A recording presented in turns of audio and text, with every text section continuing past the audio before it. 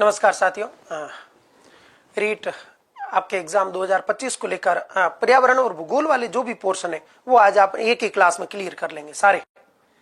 कोशिश यही रहेगी कि इससे आपका प्रश्न बाहर नहीं बने, आप ध्यान से देखें और खास करके इसके एक्सप्लेन को देखें। ठीक है, सभी साथियों का स्वागत है। शुरू करें। एक तो ध्यान रखना, ज्यादातर आजकल जो फ्रेम बनती है प्रश्नों की वो खास करके करंट के हिसाब से भी बन रही है, तो अपन उस पर भी जोर रखेंगे। ठीक है ना, भूगोल पर्यावरण ये टॉपिक है, ये करंट के साथ चलते हैं, तो उसमें कोई भी परिवर्तन होगा वो भी आप आज यहां देख लोगे। तो देखो, पहला प्रश्न, आसोप वन क्षेत्र कंजर्वेशन किस जिले में हाल ही में बनाया गया है और ये राज्य में 37वां कंजर्वेशन क्षेत्र बना है। यह राज्य का 37वां कंजर्वेशन क्षेत्र बना है। कंजर्वेशन क्षेत्र बना है।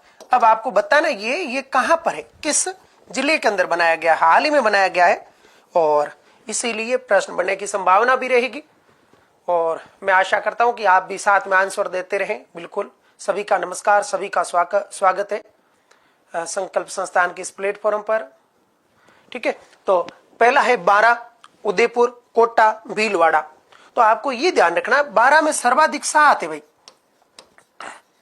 हाईएस्ट यहां है 12 में और सर्वाधिक है और इनकी संख्या 7 है।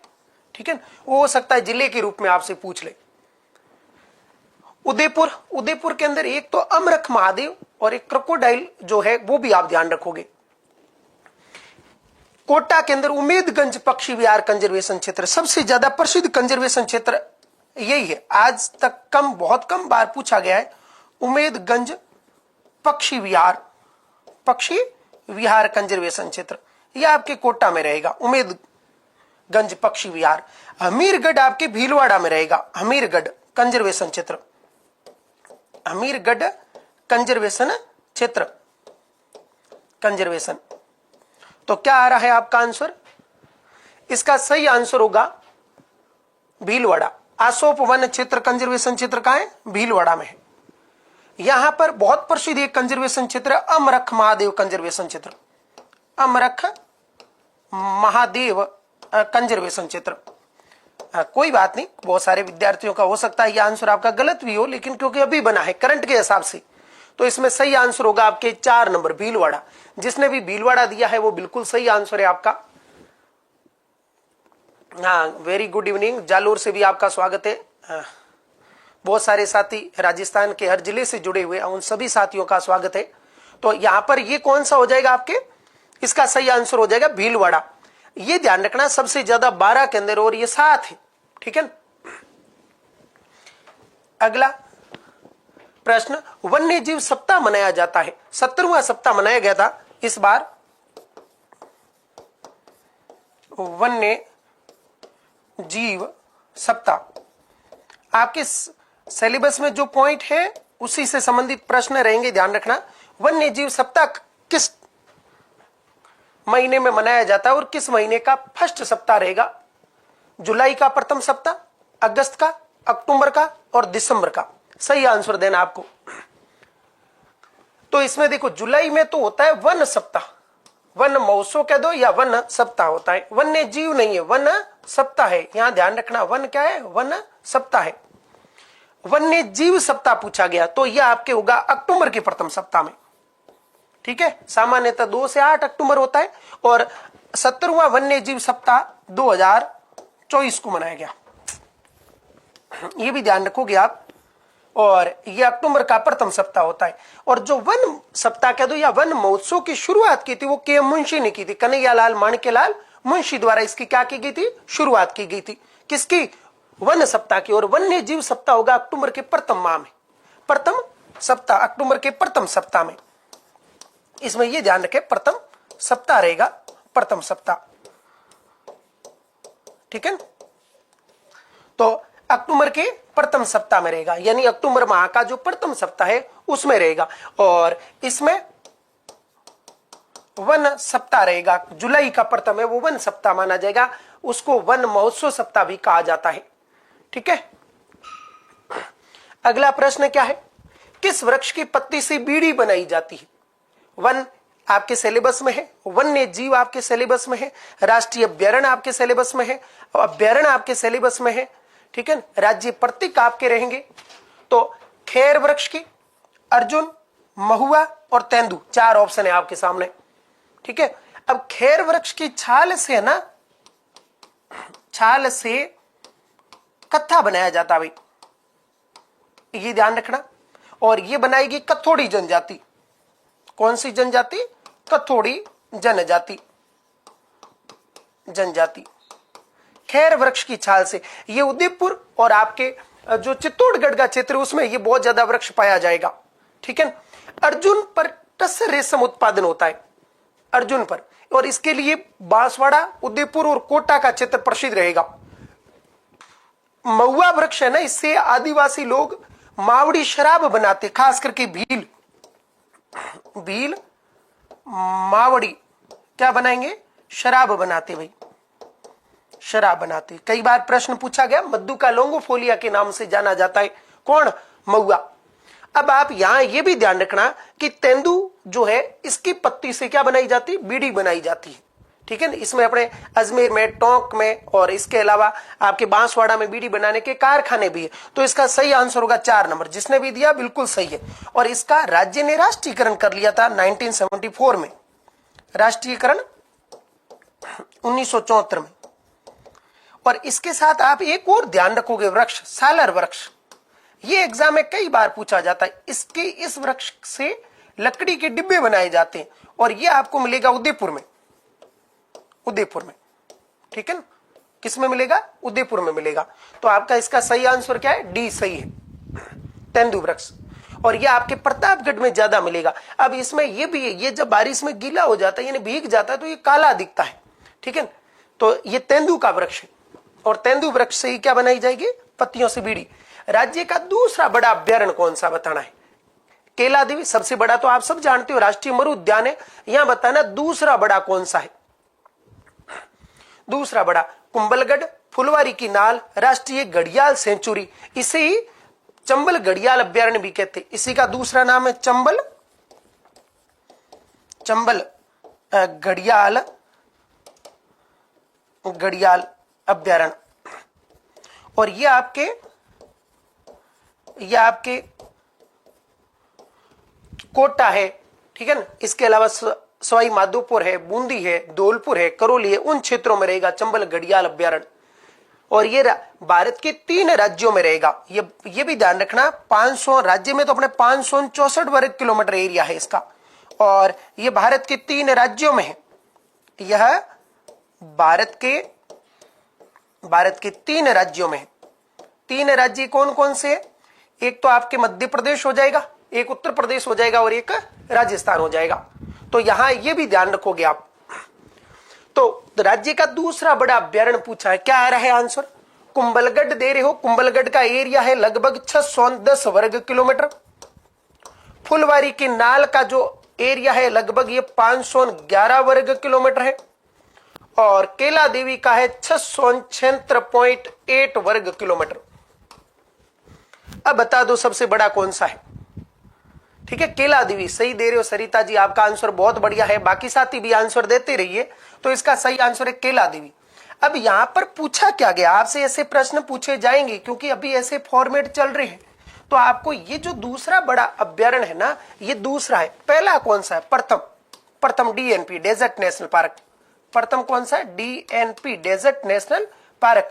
और ये टोटल आपके 3162 वर्ग किलोमीटर में है। और इसमें से ये जैसलमेर में 1900 वर्ग किलोमीटर में है और बाड़मेर में 1262 वर्ग किलोमीटर में। अभी किसी एग्जाम में ये पूछा गया था कि राष्ट्रीय मरु उद्यान कहाँ है, वहां ऑप्शन में जैसलमेर भी था और बाड़मेर भी था। तो उसमें ज्यादा सही आंसर क्या हुआ? जैसलमेर हुआ। और किसी दोस्त ने आपत्ति भी नहीं लगाई क्योंकि उनको पता है कि अधिकांश एरिया किसमें है? जैसलमेर में। हालांकि ये 2 जिलों में सम्मिलित रहेगा। एक आप और ध्यान रखोगे, जो आकलवुड फॉसिल पार्क है वो इसी का भाग है और वो केवल एक ही जिले में रहेगा आपके, किसमें? जैसलमेर में।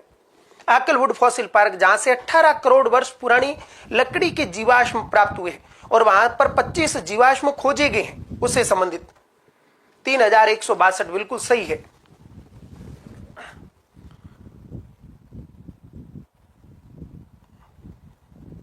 प्रकाश जी बहुत बढ़िया, आपका भी स्वागत है। तो ये तो फर्स्ट ये रहेगा। सबसे छोटा है वो सज्जनगढ़ अभ्यारण्य 5.19 वर्ग किलोमीटर में है। ठीक है, सरिस्का अ है वो अभी तक लिस्टेड नहीं बताया गया, वो 3.01 वर्ग किलोमीटर में है। तो यहां पर ये प्रश्न ध्यान रखोगे ऐसे। केला देवी, अब केला देवी कहां है ये भी ध्यान रखना है। केला देवी कहां है आप भी कमेंट करके बताइए किस जिले में है। तो आपके होगा ये करौली में, करौली में। कुंभलगढ़ ये 3 जिलों में है, पाली 1 प्लस राजसमंद और प्लस उदयपुर, 3 जिलों में रहेगा उदयपुर। ठीक है, उदयपुर में। फुलवारी की नाल एक ही जिला रहेगा, उदयपुर, उदयपुर। और ये इसके जिले बता दिए मैंने, आपको वापस बता देता हूं। कोटा, फिर उसके बाद में बूंदी, सवाई माधोपुर, करौली और धौलपुर में रहेगा। अब एक और प्रश्न सुनिए ध्यान से। निम्नलिखित में से वो ये पूछ सकता है, निम्नलिखित में से राज्य के किस अभ्यारण्य से सोम, मानसी व वाकल नदियां प्रवाहित होती है? तो सही आंसर होगा फुलवारी की नाल अभ्यारण्य। सोम नदी प्रवाहित होती है, मानसी और वाकल नदियां प्रवाहित होती है फुलवारी की नाल अभ्यारण्य से। ठीक है, कब्र बीजू के लिए प्रसिद्ध है, और कब्र बीजू है वो उदयपुर का जिला शुभंकर भी है। क्या है? जिला शुभंकर है, किसका? उदयपुर का। और ये जो घड़ियाल है, चंबल घड़ियाल अभ्यारण्य, ये चंबल नदी के आसपास का क्षेत्र जो गांगे सूस के लिए प्रसिद्ध रहेगा। इसके अलावा उदबिलाव के लिए प्रसिद्ध रहेगा जो कोटा का जिला शुभंकर है। और सबसे इंपॉर्टेंट वेरी वेरी कि ये घड़ियाल है इसके लिए भी प्रसिद्ध है, और घड़ियाल करौली का जिला शुभंकर है। ठीक है, किसका? करौली का। हो सकता है भविष्य में कुंभलगढ़ भी बाघ परियोजना बन जाए, बनेगी तब लिखा देंगे आपको। ठीक है, प्रश्न क्या है? राज्य में सबसे बड़ी बाघ परियोजना है रणथंभौर, धौलपुर, करौली, सरिस्का, रामगढ़, विषधारी। एट प्रेजेंट राज्य में 5 बाघ परियोजना है। वर्तमान तक राज्य में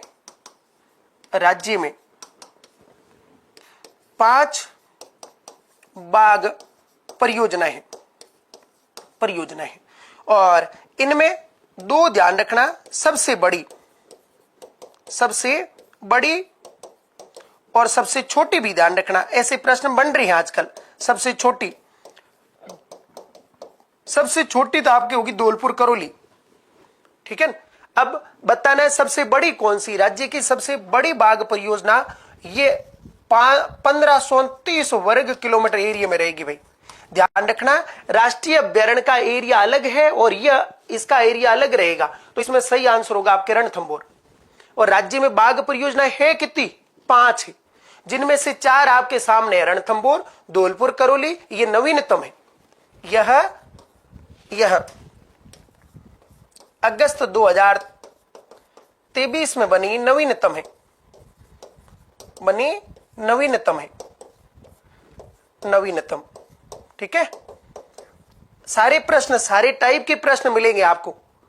और सरिस्का है ये दूसरी बाघ परियोजना है। रामगढ़ विषधारी है ये आपके मई 2022 में बनी थी। और इसके अलावा एक आपके रामगढ़ विषधारी है वो और हो जाएगी इसमें। तो टोटल 5 बाघ परियोजना है और 4 जैविक उद्यान है, 26 वन्य जीव अभ्यारण्य है, 7 मृग वन है, 5 जंतुआलय है, 16 वन मंडल है। ऐसे प्रश्न बनेंगे, इसलिए राज्य में वन मंडल कितने हैं? 16 वन मंडल है। 33 आखेट निषेध क्षेत्र है और अभी तक 33 ही जिला शुभंकर है। ठीक है ना, वो जिला शुभंकर का प्रश्न देगा, एक तरफ जिले देगा और एक तरफ जिला शुभंकर दे देगा। और उसमें या तो पूछ लेगा कौन सा सुमिलित है या फिर मिलान पूछ लेगा। तो आप इसे विशेष ध्यान रखें, सारे जिलों के बड़े बड़े लेवल पर जिला शुभंकर जरूर देखें। रामगढ़ विषधारी बूंदी में है और सरिस्का आपके अलवर में है, सरिस्का अलवर में। ठीक है, तो राज्य में सबसे बड़ी बाघ परियोजना रणथंभौर रहेगी। नेक्स्ट, भारत वन स्थिति रिपोर्ट 2023 के अनुसार राज्य में संरक्षित वन क्षेत्र कितने हैं? तो प्रशासनिक दृष्टि से वनों को 3 भागों में बांटा गया है। पहला जो आपका रहेगा वो आरक्षित है और दूसरा आपका संरक्षित है और तीसरा आपका अवर्गीकृत है। अवर्गीकृत है। तो ये 3 भाग रहेंगे, ये रिजर्व है, ये प्रोटेक्टेड है और ये अनक्लासिफाइड है। तो अब आप देखो इसमें संरक्षित वन, और ये आपके सिलेबस में दे रखा है ऐसे कैसे, संरक्षित वन क्षेत्र, संरक्षित वन क्षेत्र। तो आरक्षित जो वन क्षेत्र है वो है आपके 37.5%। तो ये तो पूछा नहीं है इसने, 37.5। और रक्षित वन है आपके, या कह दो संरक्षित वन, इसी को आप रक्षित भी कह सकते हो, ध्यान रखना, संरक्षित को रक्षित भी कहा जा सकता है। प्रोटेक्टेड एक ही नाम मिलेगा इंग्लिश में तो आपको। तो ये आपके रहेंगे लगभग 56.4% पर, और ये आपके रहेंगे लगभग 6.5% भाग पर, 5-2 कह दो। तो ये जो वन है ये इस प्रकार है। अब यहां आप एक और पॉइंट ध्यान रखोगे कि आरक्षित वन सबसे ज्यादा उदयपुर में है और संरक्षित वन सबसे ज्यादा बारां में है और अवर्गीकृत वन सबसे ज्यादा बीकानेर में है। कौन से नेर में? बीकानेर में।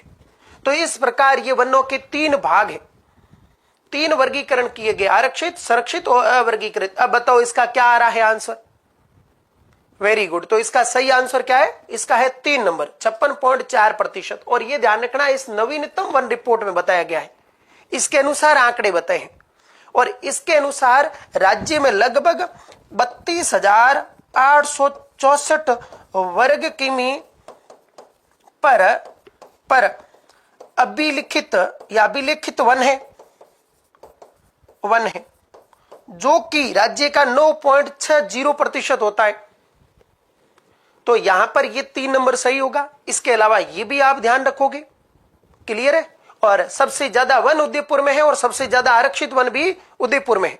सबसे ज्यादा वनों में कमी बारां में की गई है, सबसे ज्यादा वृद्धि वनों में सीकर और बाड़मेर में की गई है, सबसे ज्यादा वन उदयपुर में है नवीनतम रिपोर्ट में। ठीक है। सौर मंडल में कुल कितने ग्रह हैं? आपको यह बताना है सौर मंडल में कुल कितने ग्रह हैं। यह सौर परिवार से लिया गया है, 8, 9, 7, 5। सौर मंडल में यानी सौर परिवार में कुल कितने ग्रह हैं? 2006 में यम को ग्रहों की श्रेणी से क्या कर दिया गया? श्रेणी से बाहर कर दिया गया। तो इसी के साथ ये सम्मेलन हुआ था प्राग में। तो प्राग सम्मेलन में इसे ग्रहों की श्रेणी से बाहर कर दिया गया यम को। और इसी के साथ जो अभी वर्तमान में जो ग्रह है वो कितने हैं? 8 है। 8 ग्रह बिल्कुल सही है। और यम को इससे बाहर करके वेरी गुड बोने ग्रहों की श्रेणी में क्या कर दिया गया? डाल दिया गया। और किस श्रेणी में डाला गया? ये आपके आ जाएगा बोने ग्रहों की श्रेणी में, सेरेस के साथ बोने ग्रह में। ठीक है। तो यहां ध्यान रखना ये इजी प्रश्न है, आपके कुछ ऐसे इजी प्रश्न आएंगे। ठीक है। अब ये इसमें भी 4 जो शुरुआत वाले ग्रह है कौन कौन से? बुध, शुक्र, पृथ्वी और मंगल, ये पार्थिव ग्रह रहेंगे या आंतरिक ग्रह रहेंगे। और जो 4 अन्य ग्रह है बृहस्पति, शनि, अरुण और वरुण, ये बाह्य ग्रह रहे। ठीक है। या ये कह दो जुपिटर प्रकार के ग्रह। राज्य की एकमात्र प्राकृतिक विश्व धरोहर कौन सी है?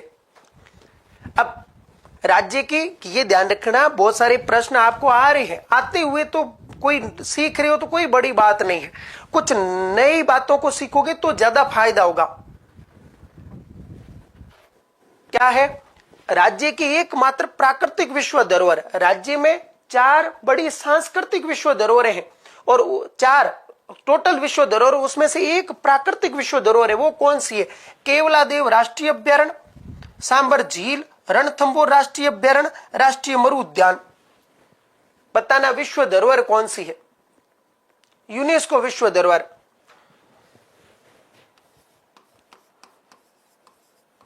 यूनेस्को विश्व धरोहर, United Nation Education Scientific Cultural and Organization, UNESCO विश्व धरोहर। और यूनेस्को का जो मुख्यालय वो अपने पेरिस में, भाई मुख्यालय पेरिस में है, पेरिस फ्रांस की राजधानी है, वहां है। तो इसका सही आंसर क्या होगा? वेरी गुड, इसका सही आंसर होगा 1 नंबर, केवलादेव राष्ट्रीय अभ्यारण्य। और केवलादेव जो राष्ट्रीय अभ्यारण्य है वो आपके रहेगा भरतपुर में, भरतपुर में। और केवलादेव राष्ट्रीय अभ्यारण्य बना 1985 में, 1985 में। इसके साथ असम का मानस और असम का काजीरंगा राष्ट्रीय अभ्यारण्य भी इसी के साथ बने थे। ए सही है, वेरी गुड। असम का मानस, ये तीनों एक साथ ही बने थे 1985 में ही, 1985 में। विश्व धरोहर एक तो बना आपके असम का मानस और एक आपके बना काजीरंगा, ये भी असम में है काजीरंगा। और तीसरा आपका हो जाएगा कौन सा? तीसरा हो जाएगा केवलादेव। ये सलीम अली जो बर्डमैन ऑफ इंडिया है उनकी तपोभूमि कहलाता है केवलादेव, ठीक है ना। और ये पक्षियों का स्वर्ग कहलाता है, साइबेरियन क्रेन के लिए प्रसिद्ध है। और शीत ऋतु में ये जो पक्षी है ये साइबेरिया से यहां आते मुख्यतः प्रजनन के लिए। और सबसे बड़ी बात, ये रामसर साइट है। क्या है? रामसर साइट है। तो ये दोनों कहां है? ये आपके असम में है, असम में, ठीक है। सांबर झील डीडवाना, अजमेर और जयपुर की सीमा पर रहेगी। खारे पानी की सबसे बड़ी झील है, बालसन का सबसे बेहतरीन उदाहरण है।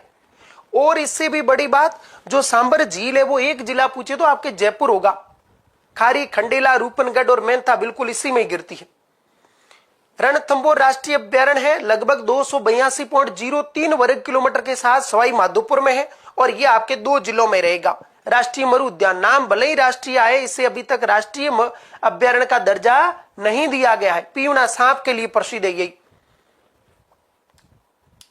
ठीक है। कौन सा एक बालू का स्तूप नहीं है? मरुस्थल और मरुस्थलीकरण सिलेबस में है, तो कौन सा एक बालू का स्तूप नहीं है? बरखान, सीप, खड़ीन, पैराबोलिक, इस प्रकार के ऑप्शन भी मिलेंगे। और इसकी जगह एक बार मिला था थली, इसकी जगह आपको खड़ीन की जगह मिल सकता है थली, मिल सकता है रण, ऐसे ऑप्शन मिल सकते हैं आपको। तो इसका सही आंसर क्या है?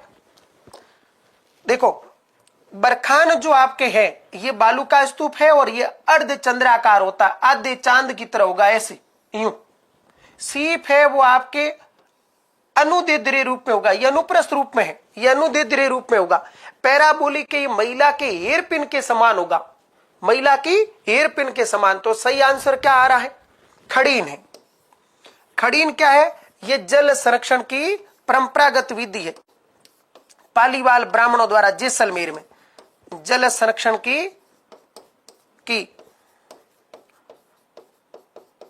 विधि है। और इसी के जल को फैलाकर कालांतर में खड़ीन कृषि की जाती है। और यह आपके किस जिले में है? जैसलमेर में है। सबसे ज्यादा खड़ीने कहां मिलेगी आपको? जैसलमेर में मिलेगी। तो यहां ये ध्यान रखें, इस प्रकार का फॉर्मेट बनेगा, ठीक है। तो कौन सा बालू का स्तूप नहीं? इसके अलावा वो और भी ऑप्शन दे सकता है, दरियन दे सकता है, तारानुमा दे सकता है। ये बालू का स्तूप है, जैसे 5 नंबर हो गया दरियन, ये बालू का स्तूप है। सब्र काफिज बालू का स्तूप है, ठीक है। इसके अलावा तारानुमा बालू का स्तूप है, अनुप्रस्थ बालू का स्तूप है, अनुदैर्ध्य बालू का स्तूप है। ये बालू का स्तूप के ऐसे उदाहरण है। तो इसमें सही आंसर क्या होगा? खड़ीन होगा। क्लियर है?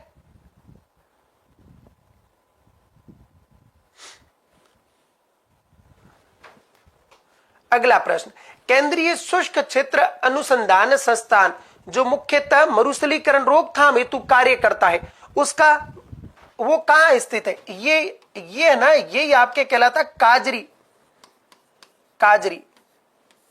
और ये काजरी जो संस्थान है, इसका उद्देश्य क्या है? मरुस्थलीकरण को रोकना। उद्देश्य मरुस्थलीकरण को रोकना, मरुस्थलीकरण को रोकना। इसका मुख्य उद्देश्य मरुस्थलीकरण को रोकना। तो और ये भी ध्यान रखना, इसकी स्थापना 1959 में की गई, 1959 में, 1959 में इसकी स्थापना की गई थी। और जो जैसलमेर में कुलधरा में कैक्टस पार्क है वो, और इसके अलावा बाड़मेर में विशाला में जो कैक्टस पार्क है वो काजरी द्वारा स्थापित किए गए थे। 1965 में काजरी द्वारा इजराइल से होबा और जोजोबा लाया गया था मरुस्थलीकरण रोकथाम हेतु। ठीक है, तो इसका सही आंसर क्या होगा? उदयपुर, जयपुर, कोटा, जोधपुर। जोधपुर को मरुस्थल का प्रवेश द्वार कहते भाई। मरुस्थल का कौन सा द्वार? प्रवेश द्वार। किसको कहेंगे? जोधाना, जोधपुर को कहेंगे मरुस्थल का प्रवेश द्वार। तो इसका सही आंसर क्या है? इसका सही आंसर है जोधपुर। जोधपुर में शुष्क वन अनुसंधान संस्थान अर्थात आफरी का मुख्यालय भी है। आफरी का मुख्यालय रिमोट सेंसिंग केंद्र भी आपके जोधपुर में है, ये भी जोधपुर में रहेगा। और सबसे बड़ी बात, इसे मरुस्थल का प्रवेश द्वार कहा जाएगा। किसे? जोधपुर को मरुस्थल का क्या कहा जाएगा? प्रवेश द्वार कहा जाएगा। हाँ, नागौर की भूमि से आपका स्वागत है रोयल जी। ठीक है, राजस्थान राज्य जैव विविधता बोर्ड बना। ठीक है, ये जो जैव विविधता है ये जीवों की प्रजातियों में विविधता है। जैव विविधता इसका अर्थ है जीवों की प्रजातियों में विविधता, जीवों की प्रजातियों में विविधता। असम के बाद राजस्थान जैव विविधता में टॉप में रहता है भाई, जीवों की प्रजातियों में विविधता। हालांकि अपने वन भले ही कम हो लेकिन विविधता अलग होती है। जैव विविधता, जीवों की प्रजातियों में विविधता, कितने प्रकार की जीवों की प्रजातियां हैं। ठीक है, डब्ल्यू.जी. रोजर ने यह शब्द दिया, रोजर ने जैव विविधता क्या दिया? ने शब्द दिया डब्ल्यू.जी. रोजर ने। क्या? जैव विविधता। नॉर्मन मोयर्स ने तो दिया था हॉट स्पॉट। तो इसका सही आंसर है 2002, 2010, 2023, 2019। जैव विविधता अधिनियम बना था 2002 में। तो इस समय तो भारत में भारत सरकार द्वारा यहां आपने राजस्थान का पूछा, भारत सरकार द्वारा जैव विविधता क्या बना? अधिनियम बना। अधिनियम वेरी वेरी इंपॉर्टेंट। राजस्थान राज्य जैव विविधता बोर्ड कब बना? तो सही आंसर है 2010। आप में से बहुत सारे विद्यार्थियों ने सही आंसर दिया, 2010 में बना। खाजूवाला से आपका भी सही आंसर आया, वेरी गुड। नेक्स्ट, विश्व वन्य जीव दिवस मनाया जाता है। एक तो विश्व वन्य जीव है, ध्यान रखना, विश्व वन्य जीव पूछा है। 21 मार्च को विश्व वानिकी दिवस या विश्व वन दिवस, विश्व वानिकी दिवस है। ठीक है, 22 मार्च को जल दिवस है, जल दिवस। हालांकि मैं आपको कई बार एक पॉइंट साथ समझाता हूं कि 3 डेट साथ याद रखोगे हमेशा, और इससे कई बार प्रश्न पूछा गया है। 22 मार्च, 22 अप्रैल और 22 मई। 22 अप्रैल को पृथ्वी दिवस है, और पृथ्वी पर ही क्या है? जल है, तो ऊपर आ गया जल दिवस। और जल है, पृथ्वी मतलब मिट्टी है, तो क्या हो जाएगी? जैव विविधता दिवस। अब यहां आप समझना कि मार्च, अप्रैल, मई 3 डेट तो आ रही है साथ में, तो वो आपको क्लियर हो जाएगी यूं। ठीक है, 3 मार्च को, 2 फरवरी को रामसर साइट दिवस है भाई, रामसर साइट दिवस है।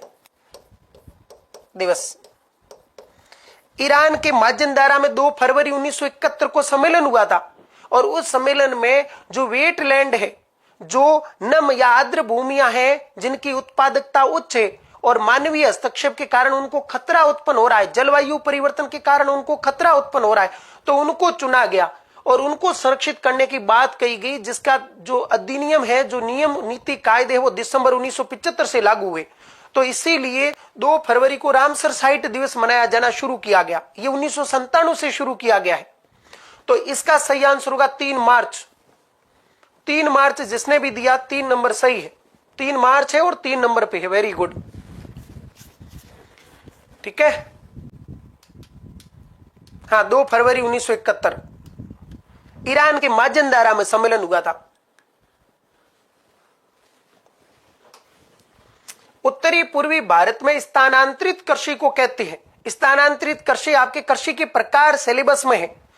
एक तो ट्रक फार्मिंग होती है, जिसमें रोजमर्रा की जो वस्तुएं होती है उनका आवागमन होता है, जैसे सब्जियां है, दूध है, ठीक है, फूल है, ठीक है, फल है, जो आसपास के बड़े शहरों में, आसपास के क्षेत्रों से ट्रक रात में भरकर दूरी तय करते हुए सुबह जल्दी गंतव्य स्थान तक पहुंचते हैं, तो वो तो आपके कहलाएगी ट्रक फार्मिंग, ठीक है। एक होती है गहन निर्वाह कृषि, ठीक है, और एक होती है आदिम जीवन निर्वाह कृषि। तो यह आदिम जीवन निर्वाह कृषि का उदाहरण है। आदिम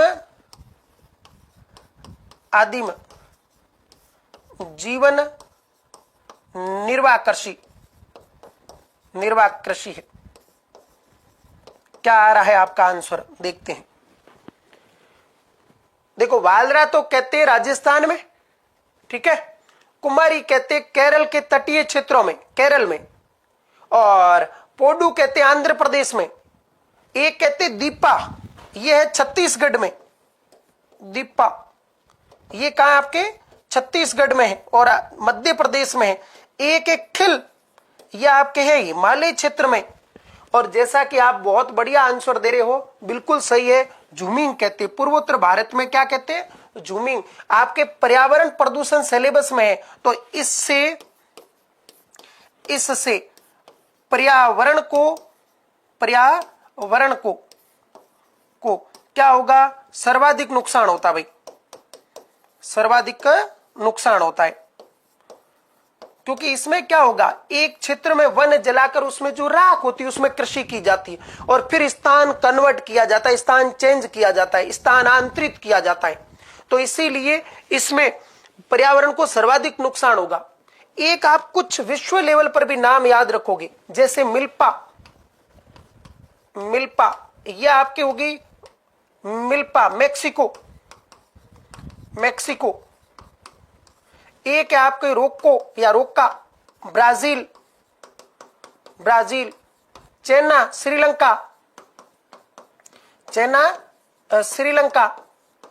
लेदांग, मलेशिया व इंडोनेशिया।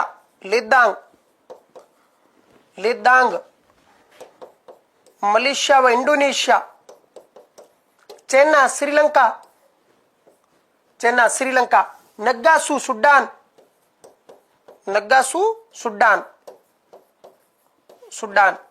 केगिन, फिलीपींस। ये कुछ और कृषियों के नाम ध्यान रखोगे। स्थानांतरित कृषि है फिलीपींस। लेकिन अपने भारत में खास करके सबसे ज्यादा प्रसिद्ध ये झूमिंग कृषि, ठीक है, उत्तरी पूर्वी भारत में होती खास करके, और इससे पर्यावरण को नुकसान होता है, वनों को बहुत ज्यादा नुकसान होता है। राजस्थान में इसे वालरा कहते हैं, पहाड़ी क्षेत्रों में चिम्माता और मैदानी क्षेत्रों में दजिया कहते हैं। निम्न में से कौन सी एक रेशेदार फसल है? चावल, मक्का, कपास, गन्ना। बताना कौन सी रेशेदार फसल है। चावल। मक्का को कहते हैं अनाजों की रानी, ठीक है। गन्ना ये बागानी फसल है, बागानी या रोपण फसल है, रोपण। Very good. तो सही आंसर क्या है इसका सही आंसर है 3 नंबर, कपास। और कपास की एक प्रमुख किस्म ध्यान रखोगे आप, नरमा किस्म है, ठीक है। और सफेद सोना कहते हैं, व्हाइट गोल्ड कहते हैं, सफेद सोना कहते हैं। काली मिट्टी सर्वाधिक उपयुक्त रहती है इसके लिए, सफेद सोना कहा जाएगा इसे। और एक आप याद रखोगे जूट, ये भी रेशेदार फसल है जूट, और इसको कहते हैं गोल्डन फाइबर। इसी को क्या कहा जाएगा, इसी को कहा जाएगा गोल्डन फाइबर। किसे, जूट को। सुनहरा रेशा, सुनहरा रेशा, रेशा गोल्डन फाइबर। ठीक है। कौन सी रबी की फसल नहीं है, कौन सी रबी की फसल नहीं है? जो चना, बाजरा, सरसों, बताना ये कौन सी रबी की फसल नहीं है।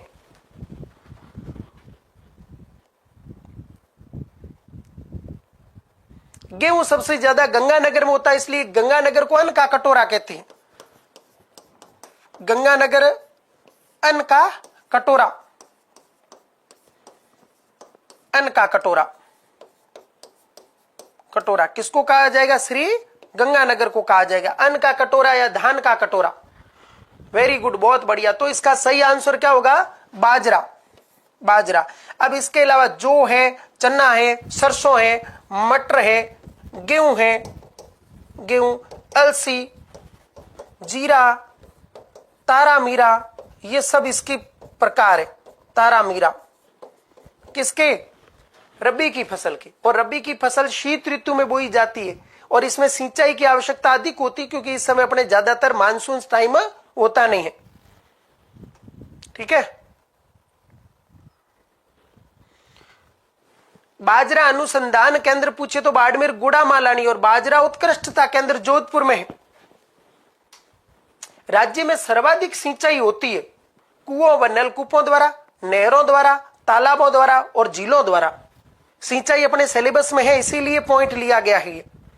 राज्य में सर्वाधिक सिंचाई किससे होती है? नहरों द्वारा होती है लगभग 29 से 30%। तालाबों द्वारा होती है 1 से 2%, झीलों में 1% से भी कम, और कुओं व नलकूपों द्वारा होती है आपके लगभग 67%।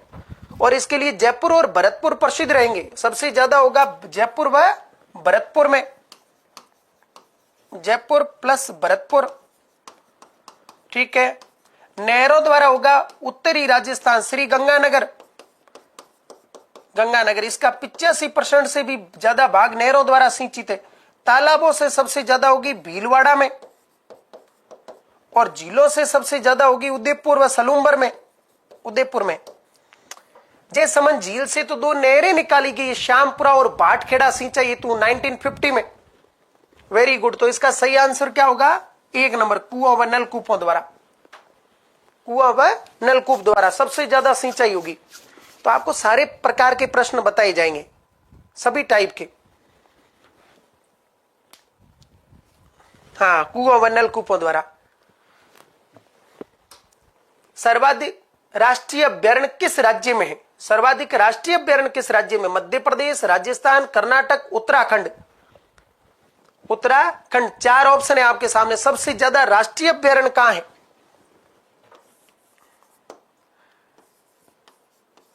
अंडमान निकोबार,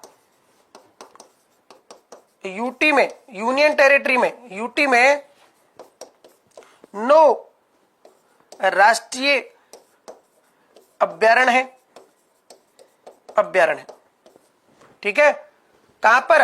अंडमान निकोबार में। और इसमें 2 बहुत प्रसिद्ध है। एक तो आपके रानी झांसी, रानी Jhansi marine, Mahatma Gandhi marine, Mahatma Gandhi marine. उत्तरी बटन और मध्य बटन और साउथ बटन। साउथ बटन सबसे छोटा है भारत का, साउथ बटन। सबसे बड़ा राष्ट्रीय अभ्यारण्य हेमीसाई है भाई, ये लद्दाख में है। हेमीसाई ये बहुत बड़ा राष्ट्रीय अभ्यारण्य है। ठीक है। लगभग 4400 वर्ग किलोमीटर में विस्तृत है। इसके अलावा माउंट हैरियर भी यही है, mount Harrier, mount Harrier NP. Tata की गाड़ी आती है हैरियर, वो नाम यहीं से लिया गया, माउंट हैरियर। पहले जो 20 रुपए का नोट आता था उस पर माउंट हैरियर की पिक आया करती थी। रेड कलर वाला जो भी चल रहा है। तो सर्वाधिक राष्ट्रीय अभ्यारण्य क्या दे रहे हो आंसर? 1 नंबर दे रहे हो, वेरी गुड। तो सही आंसर है मध्य प्रदेश में। भारत में सबसे ज्यादा राष्ट्रीय अभ्यारण्य मध्य प्रदेश में, सबसे ज्यादा वन भी मध्य प्रदेश में, सबसे ज्यादा वन्य जीव, ध्यान रखना, अंडमान निकोबार में 95 वन्य जीव अभ्यारण्य, 95 वन्य जीव अभ्यारण्य। अपने राजस्थान में 26 है अभ्यारण्य, अंडमान निकोबार में तो 95 है, 95 है। तो मध्य प्रदेश में कितने हैं? 11 है, 11 है। और जिसमें आप कुछ के नाम याद रखोगे, जैसे कुन्नो है, पन्ना है, कान्हा है, पंचमढ़ी है, सतपुड़ा है, बांधवगढ़ है, वन विहार है, पेंच है, ये बहुत प्रसिद्ध है। सतपुड़ा यही है। बांधवगढ़ सफेद बाघ के लिए जाना जाता है भाई। मध्य प्रदेश का जो बांधवगढ़ है ना, बांधवगढ़ एनपी, ये सफेद बाघ के लिए जाना जाता है, व्हाइट टाइगर, सफेद बाघ के लिए। भारत का राष्ट्रीय पशु है बाघ, और 29 जुलाई को बाघ दिवस मनाया जाता है, ठीक है। और एक ध्यान रखना, 17 जून को मरुस्थलीकरण रोकथाम दिवस मनाया जाता है, 17 जून को मरुस्थलीकरण रोकथाम दिवस, और बाघ दिवस है 29 जुलाई को। IUCN रेड डाटा बुक में सम्मिलित है भाई टाइगर। और यहां पर जो राष्ट्रीय अभ्यारण्य है उनमें से एक है कुन्नो या कुन्नो एनपी। कुन्नो एनपी मतलब नेशनल पार्क, कहां है? MP में है। और यहां पर नामीबिया से चीते लाकर पुनर्वासित किए गए हैं, पुनर्वासित किए गए हैं। उत्तराखंड में आप एक तो ध्यान रखोगे, जिम कार्बेट, जिम कार्बेट, ठीक है। इसका पुराना नाम है Hailey National Park, Hailey NP. ये भारत का पहला एनपी ये रहा। और यहीं से 1 अप्रैल 1973 को प्रोजेक्ट टाइगर योजना शुरू की गई थी। वापस रिपीट कर रहा हूं, उत्तराखंड के जिम कार्बेट राष्ट्रीय अभ्यारण्य से कैलाश सांकला के प्रयासों से प्रोजेक्ट टाइगर योजना शुरू की गई थी। और उसके बाद भारत में बाघों की संख्या पुनः बढ़नी शुरू हुई। एक समय था कि जब भारत में बाघों की संख्या 1000 से नीचे चली गई थी, और वर्तमान में 3000 प्लस कर दी गई है।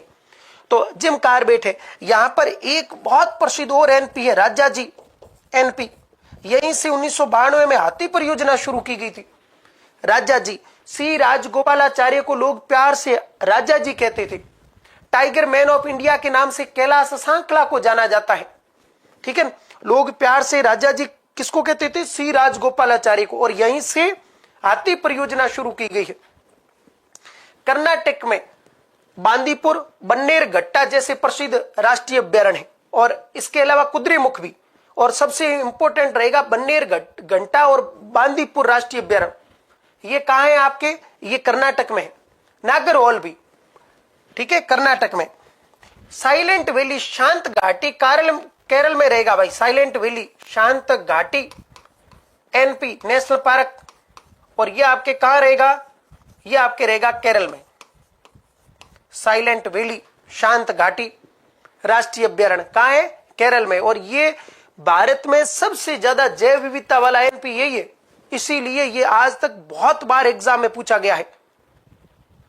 बन्नेरघट्टा कर्नाटक में रहेगा, ठीक है। राजाजी उत्तराखंड में, राजाजी एनपी उत्तराखंड में। हेमिसाई आपके रहेगा, वो लद्दाख में रहेगा, हेमिसाई, ठीक है। राजस्थान में 3 ही है एनपी। कितने? 3 ही है। कौन कौन से? आपके रणथंबोर है, केवलादेव है, और दर्रा मुकुंदरायल से। निम्न में से जल संरक्षण की विधि नहीं है, नहीं है। जोहड़, टाका, नेहड़, नाडी, जल संरक्षण की विधि नहीं है, ये बतानी है आपको। इसके अलावा आपको ऑप्शन में और मिल सकता है झालरा, और आपको मिल सकता है टोबा, टोबा, ठीक है, बावड़ी, बावड़ी, ये आपको ऑप्शन मिल सकते हैं इस प्रकार। और जोड़ है ना, ये आपको ज्यादातर मिलेंगे शेखावटी क्षेत्र में, शेखावटी क्षेत्र में, हरियाणा के इस टच भाग में, शेखावटी क्षेत्र में, ठीक है ना, जोहड़। और यदि प्लस पूछे तो आप हरियाणा कर सकते हो, हरियाणा में जोहड़ खूब मिलेंगे, ये भी जल संरक्षण की परंपरागत विधि है। सही आंसर क्या है? नेहड़ सही है, वेरी गुड। नेहड़ है वो लूणी प्रवाहित क्षेत्र है जालोर में, लूणी प्रवाहित क्षेत्र कहां? जालोर में। सेवज कृषि की जाति नेहड़ नेड़ यही क्षेत्र है जोड़ शेखावटी में। और जोड़ वेरी गुड, बहुत बढ़िया। ये कच्चे कुएं होते हैं। कैसे कुएं हैं? कच्चे कुएं हैं, कच्चे कुएं। टांका पश्चिमी राजस्थान में सबसे ज्यादा मिलेगा, ठीक है ना। ये जल संरक्षण की परंपरागत विधि का उदाहरण है टांका। नाडी से गहरा भाग हो तो वो आपके कहलाएगा टोबा। और बावड़ियों का शहर बूंदी को कहते हैं। और दौसा की आबानेरी में स्थित चांद बावड़ी विश्व प्रसिद्ध है भाई, ठीक है ना। चांद बावड़ी कहां है? दौसा में है चांद बावड़ी, आबानेरी। जोहड़ वाले बाबा राजेंद्र सिंह को कहा जाएगा, जोहड़ वाले बाबा राजेंद्र सिंह।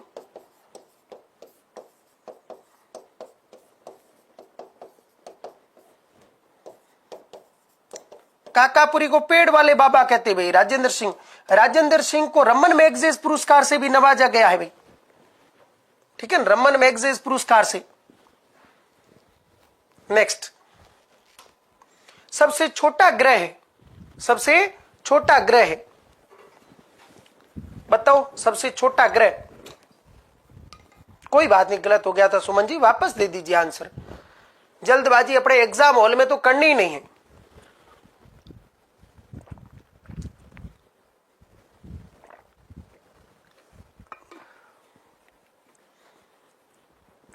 Very good. सबसे जो छोटा ग्रह है वो आपका सही आंसर है बुध।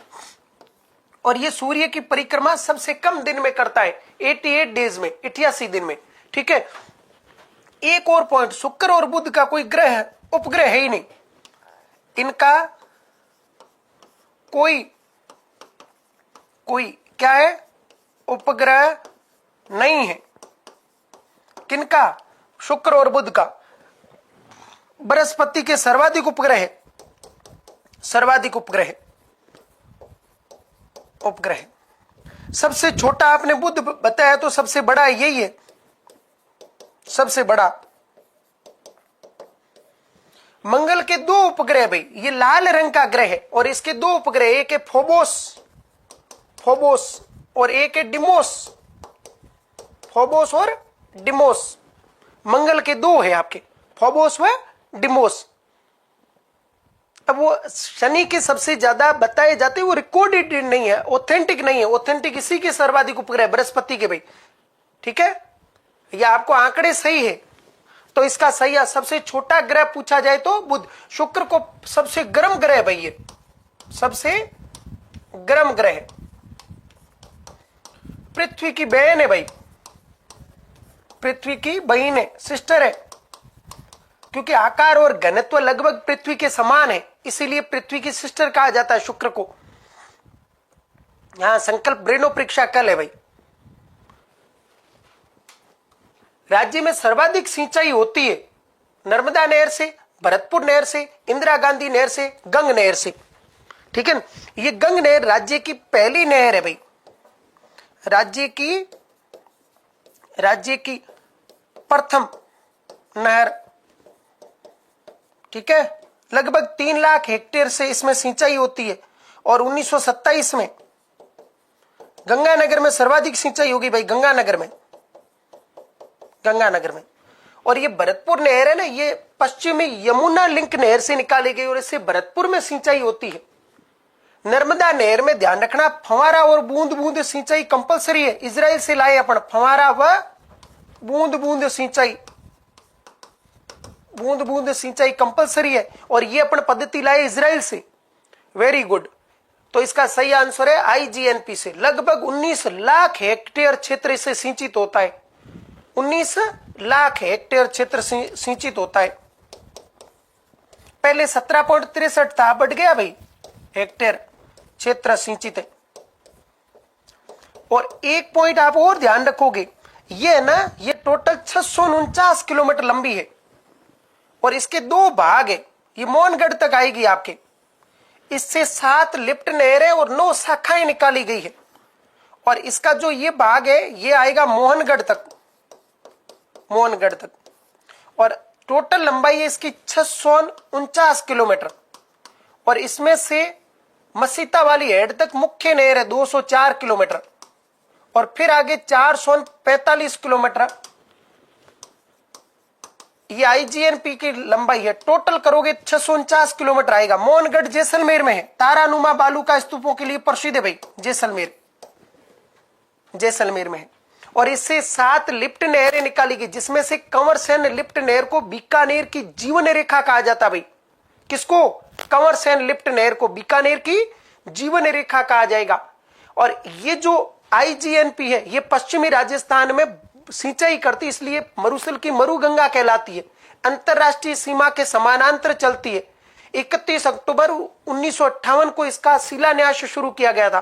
कंवर सेन ने बीकानेर में जल की समस्या नामक पुस्तक लिखी थी और 1948 में इसकी अनुशंसा की थी कि ऐसी नहर बनाई जाए। ये विश्व में सबसे प्रसिद्ध नहरों में से एक है भाई। और ये भी ध्यान रखना कि जो आईजीएनपी है ना, इंदिरा गांधी नहर, ये हरिके बैराज से निकाली गई है। और शीत ऋतु में पोंग बांध से इससे जलापूर्ति होती है। सतलज और व्यास के संगम पर हरिके बैराज से निकाली गई है। सतलज व व्यास के संगम पर हरिके बैराज से निकाली गई है। और ये जो नहर है इसकी जो एक लिफ्ट नहर है और उसका नाम है कंवरसेन, उसे बीकानेर की जीवन रेखा कहा जाता है भाई। और इसी से आगे राजीव गांधी लिफ्ट नहर निकाली गई जो कोलायत झील में पूर्ति करती है और उससे जोधपुर की जीवन रेखा कहा जाता है।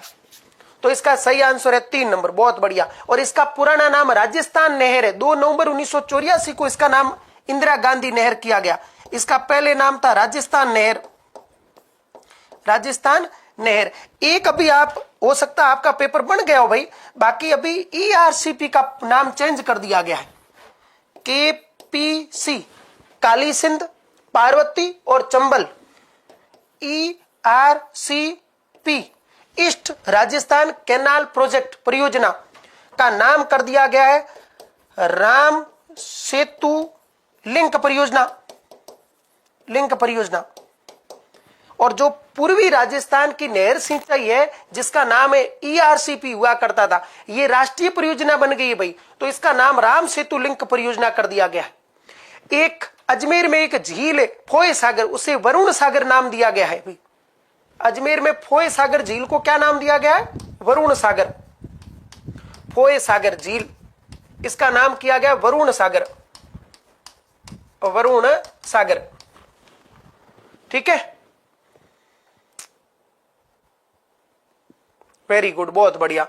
ऐसे ही एक्टिव रहो। प्रेरी घास के मैदान कहां है?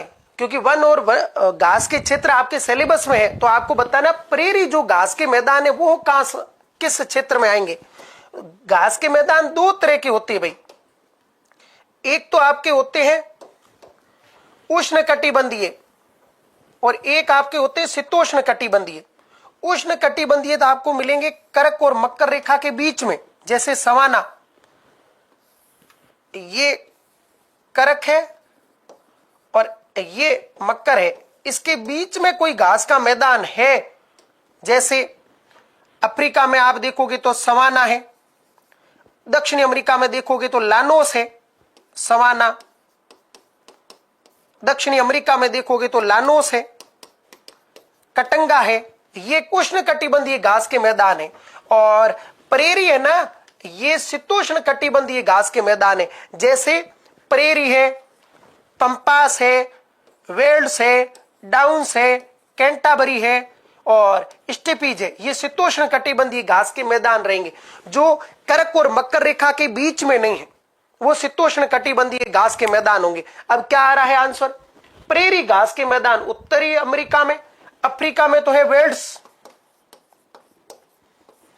ऑस्ट्रेलिया में है डाउन्स, दक्षिणी अमेरिका में है पंपास। तो बच्चा कौन सा? सही आंसर है उत्तरी अमेरिका। उत्तरी अमेरिका में होंगे। ठीक है, जिसने भी एक नंबर दिया वो सही आंसर है आपका, 1 नंबर। एशिया में स्टेपीज, एशिया और यूरोप की सीमा पर है, उनको कहा जाएगा स्टेपीज। ठीक है, प्रेरी घास के मैदान है।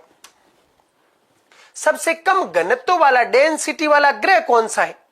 ऐसा ग्रह जिसको जल में रखने पर भी तैरे वो। सर्वाधिक घनत्व पृथ्वी का है। सर्वाधिक घनत्व किसका है? पृथ्वी का है भाई। घनत्व 5.5 ग्राम है इसका। ठीक है, और फिर बुध और मंगल, मंगल है ना भाई, ये लाल रंग का ग्रह, लो ऑक्साइड के कारण इसका रंग लाल है। और शनि पीला ग्रह है, पीला ग्रह। तो ये सूर्य के सबसे नजदीक ग्रह बुध है, तो सबसे कम घनत्व वाला ग्रह पूछे तो शनि है। इसको जल में रखोगे तो ये तैरेगा। किसको? शनि को। तो इसका घनत्व 0.7 ग्राम है। ठीक है, 0.7 मतलब जल के घनत्व से, ये जल के सापेक्ष देखा जा रहा है, जल के घनत्व से भी क्या है? कम है। नंदन कानन के नाम से जानी जाती है तख्त सागर, सीलीसेड, जयसमंद, गेब सागर।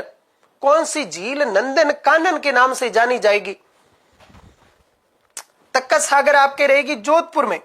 सूर सागर है, लाल सागर है, बाल समंद है, कायलाना है, ये सब जोधपुर में है, जोधपुर।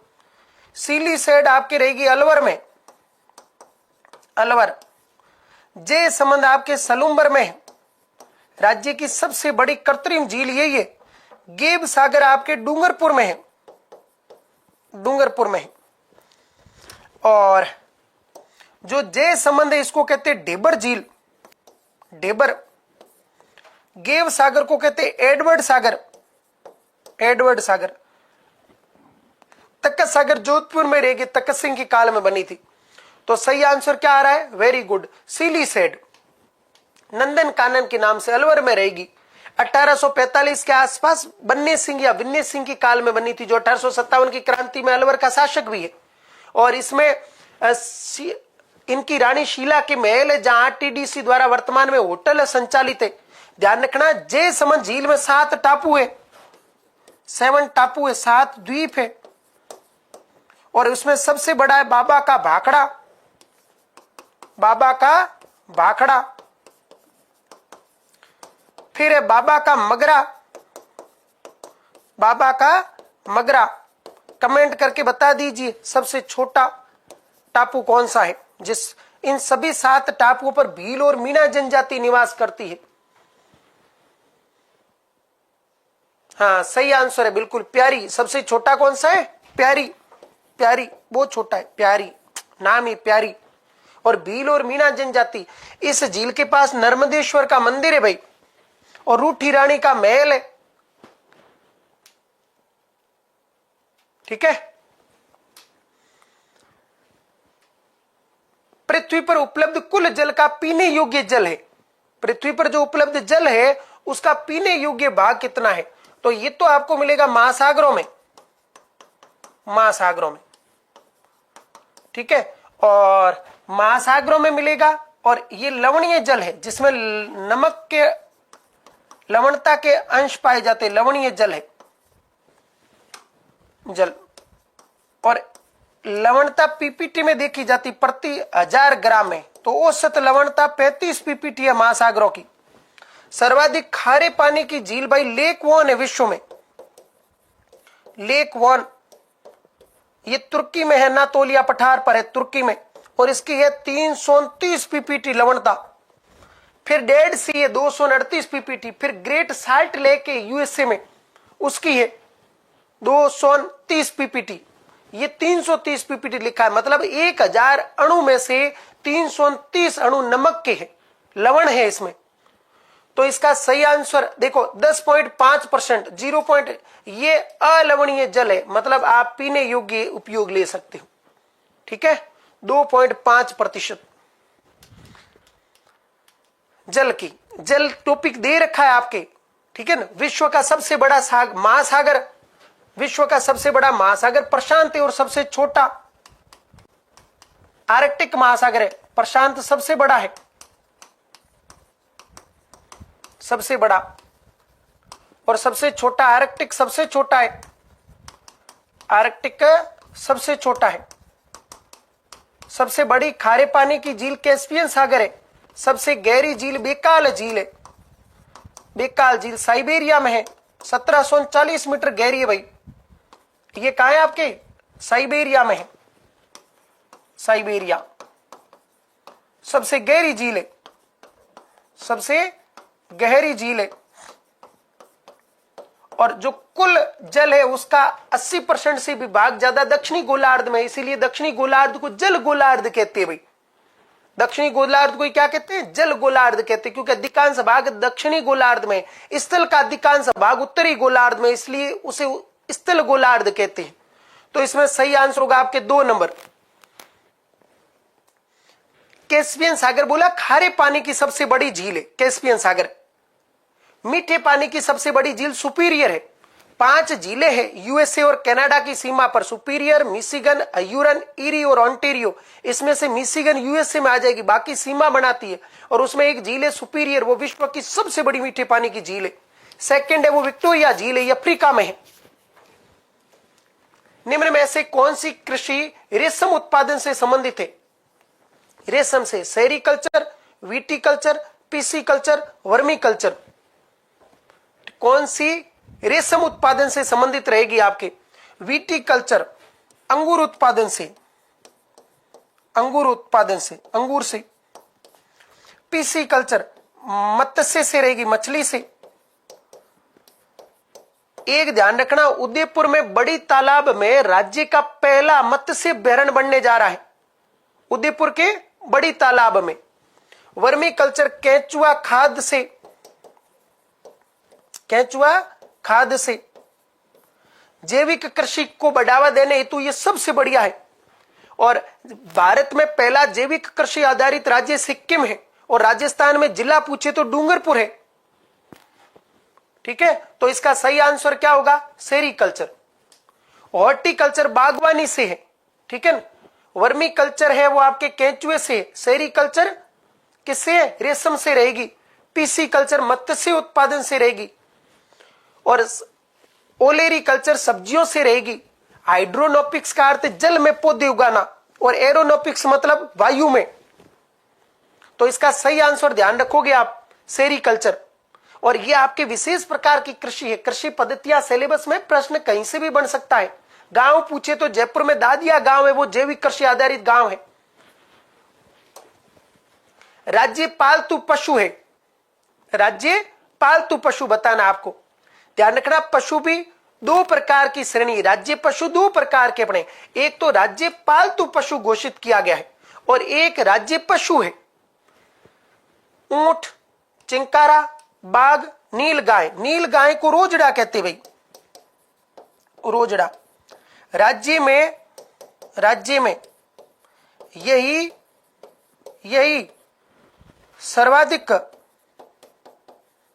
सर्वाधिक वन्य जीव है। सबसे ज्यादा वन्य जीव पशु है, मतलब सबसे ज्यादा वन्य जीव पशु पूछा जाता है नील गाय, इसको अपन रोजड़ा कहते हैं। बाघ है ये राष्ट्रीय पशु है, राष्ट्रीय पशु है, पशु।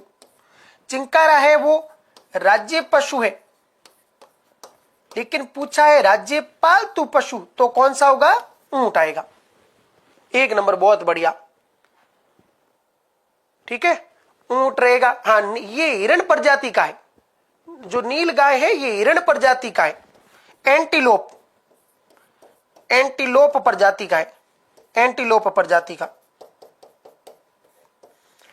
अब जो ऊंट है ना भाई, उष्ण अनुसंधान केंद्र जोड़बीड़ में, ये बहुत प्रसिद्ध कंजर्वेशन क्षेत्र है जोड़बीड़, और ये जोड़बीड़ आपके रहेगा बीकानेर में। इसके अलावा ऊंट की खाल पर जो कलाकृति की जाती है उसे उस्त कला कहते हैं। इसामुद्दीन उस्ताद इसमें भाई सिद्धहस्त थे। ऊंटों के देवता पाबूजी को कहते हैं, ऊंटों की देवी अंता देवी को कहते हैं। राज्य में सर्वप्रथम ऊंट लाने का श्रेय पाबूजी को दिया जाता है। इनका जन्म फलोदी के कोलूमंड में हुआ था 1239 में। ठीक है, पाबूजी के ऊंटों को देवता कहते हैं। ऊंट को रेगिस्तान का जहाज कर्नल जेम्स टोड ने कहा था। ठीक है, राज्य में कहीं भी ऊंट अस्पताल नहीं है। राज्य में पक्षी अस्पताल जयपुर में है। राज्य में पक्षी अस्पताल, ये आपके कहाँ है? जयपुर। राज्य कृषि अनुसंधान संस्थान, ये दुर्गापुरा जयपुर। दुर्गापुरा जयपुर। सरसों अनुसंधान केंद्र सेवर भरतपुर में है। 20 अक्टूबर 1993 को स्थापना की गई थी। ठीक है। कौन सी असुमिलित है? मतलब एक तरफ कृषि क्रांतियां हैं और एक तरफ उनके क्षेत्र दे रखे हैं। श्वेत क्रांति दुग्ध, गोल क्रांति आलू, पीली क्रांति मत्स्य और मूक क्रांति मोटा अनाज से। कौन सी सुमिलित नहीं है या कह दो असुमिलित है?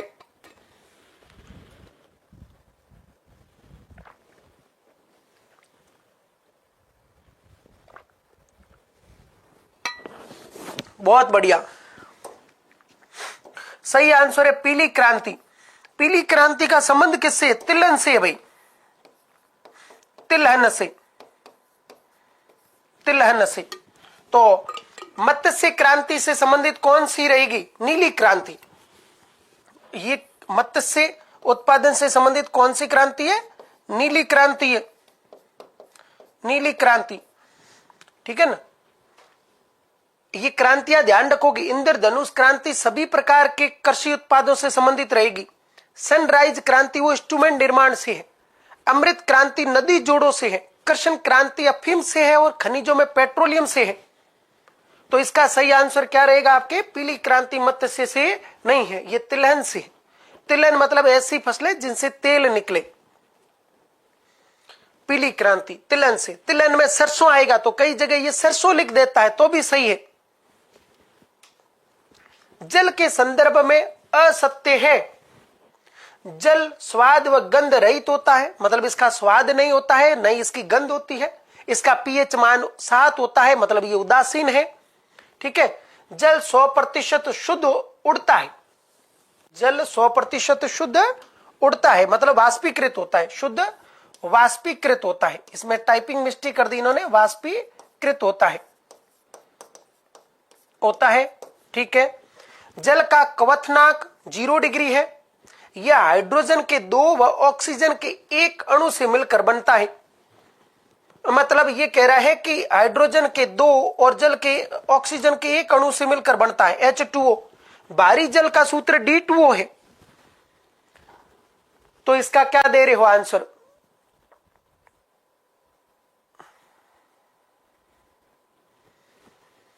जल स्वाद व गंध रहित होता है। जल 100% शुद्ध वाष्पीकृत होता है। जल का क्वथनांक 0 डिग्री सेल्सियस है। यह हाइड्रोजन के 2 व ऑक्सीजन के 1 अणु से मिलकर बनता है। तो इसका सही आंसर क्या है? जल का क्वथनांक 0 नहीं होता है, 100 डिग्री सेल्सियस होता है भाई। इसमें यहां मिस्टेक है। कितना होगा? 100 डिग्री सेल्सियस। ये हिमांक है, इसके बाद जल है वो ठोस में परिवर्तित हो जाएगा। तो इसमें सही आंसर होगा 3 नंबर। जल का क्वथनांक जहां वाष्पीकृत हो जाए, उबलना शुरू हो जाए, वो 100 डिग्री सेल्सियस है। ठीक है। सी सही है, जिसने दिया बिल्कुल सही है। एक तरफ आपके रामसर साइट दे रखी है और एक तरफ आपके राज्य दे रखे हैं। कौन सा सुमिलित नहीं है? रुद्र सागर त्रिपुरा, चिल्का झील ओडिशा, लोकटक झील मणिपुर, लोनार झील गुजरात।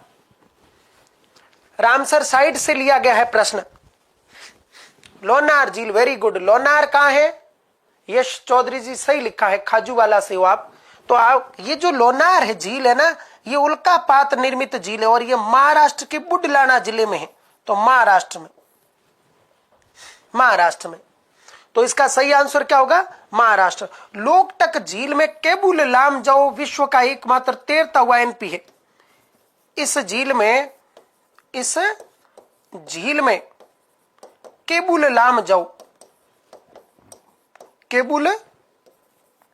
लामजाओ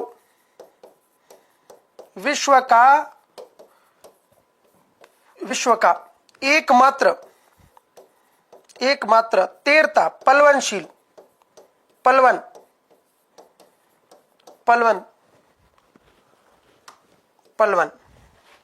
तैरता हुआ क्या है? एनपी है। अब यहां पर एक हिरण है, सिंगाई हिरण, इसी में घूमता है सिंगाई, इसी को कहते हैं डांसिंग हिरण। क्या कहेंगे? डांसिंग हिरण, नाचने वाला हिरण, सिंगाई। ठीक है, तो इसमें लोकटक झील कहां रहेगी? आपके मणिपुर में है, चिल्का झील ओडिशा में है, रुद्र सागर त्रिपुरा में है और लोनार झील महाराष्ट्र में, न कि गुजरात में। कैबुल लाम जाओ कहां है? मणिपुर में है। लोकटक झील है, लोकटक में है तो लोकटक मणिपुर में। पूर्वोत्तर भारत की सबसे बड़ी झील है। रामसर साइट भी है ये, और ये केवलादेव के साथ रामसर साइट में भी मॉन्ट्रिक्स रिकॉर्ड में है। मॉन्ट्रिक्स रिकॉर्ड में अभी तक अपने रामसर साइट दो ही है, एक केवलादेव, एक ये लोकटक। और मॉन्ट्रिक्स रिकॉर्ड में भी उन रामसर साइटों को सम्मिलित किया जाता है जो अति संवेदनशील है। ठीक है, अति संवेदनशील है। उड़न गिलेरी के लिए प्रसिद्ध अभ्यारण्य कौन सा है? सीता माता, शेरगढ़, बंद बारेठा, आबू अभ्यारण्य। बंद बारेठा तो है पक्षियों का परिंदा, घोंसला। शेरगढ़ है सांपों की शरण स्थली। यहां पर ध्यान रखना, शेरगढ़ में गोडावण पक्षी भी मिलते हैं भाई, क्योंकि ये सोर्सन से टच में मिलता है इसलिए। आबू अभ्यारण्य में मिलेंगे आपको जंगली मुर्गा, और जंगली मुर्गा है वो सिरोही का जिला शुभंकर है। सिरोही का जिला शुभंकर। सीता माता जो अभ्यारण्य, या माता सीता का मंदिर है, और यह आपके रहेगा, एक तो जिला रहेगा प्रतापगढ़, एक आपके रहेगा सलूम्बर, और एक आपके जिला रहेगा चित्तौड़। 3 जिलों में भाई ये माता सीता का मंदिर है। इसी अभ्यारण्य में लव ठंडा और कुछ गर्म झरना है। जाखम नदी प्रवाहित होगी। हिमालय के बाद सर्वाधिक औषधि रखने वाला अभ्यारण्य है सीता माता अभ्यारण्य। और सबसे बड़ी बात, इसी अभ्यारण्य में महुआ के वृक्ष पर गिलहरी पाई जाती है, जिसको उड़न गिलहरी कहते हैं। और ये प्रतापगढ़ की जिला शुभंकर है।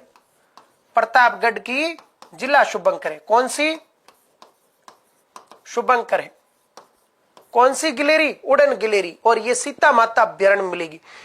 ध्यान रखना, केवलादेव का नाम केवलादेव वहां भगवान शिव के प्रसिद्ध केवलादेव मंदिर के नाम पर पड़ा, और सीता माता अभ्यारण्य का नाम यहाँ प्रसिद्ध सीता माता मंदिर के नाम पर रखा गया है।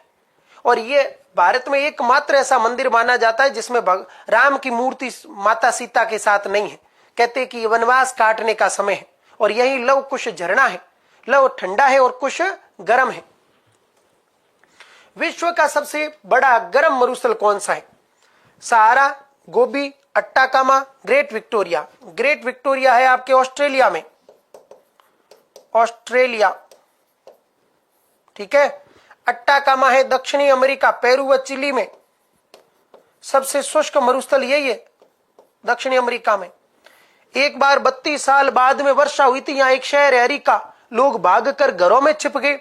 कहा कि ऊपर से पानी कहां से टपक रहा। 32 साल बाद में किसी ने पानी देखा था ऊपर से, पास में समंदर और है, तो ये अट्टाकामा है। गोबी मरुस्थल मिलेगा आपको चीन प्लस मंगोलिया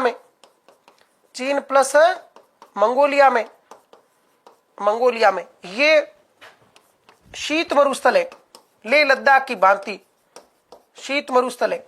लेह लद्दाख भारत का शीत मरुस्थल है, ध्यान रखना।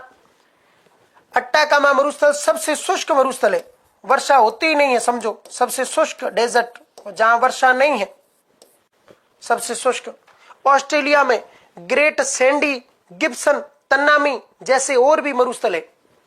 तो लगभग 84 लाख वर्ग किलोमीटर में फैला यही विश्व का सबसे गर्म मरुस्थल है, सबसे बड़ा मरुस्थल है। हालांकि सबसे बड़ा मरुस्थल शीत में अंटार्कटिका है। अंटार्कटिका खुद एक पूरा मरुस्थल ही है, तो शीत मरुस्थल सबसे बड़ा पूछे तो अंटार्कटिका है।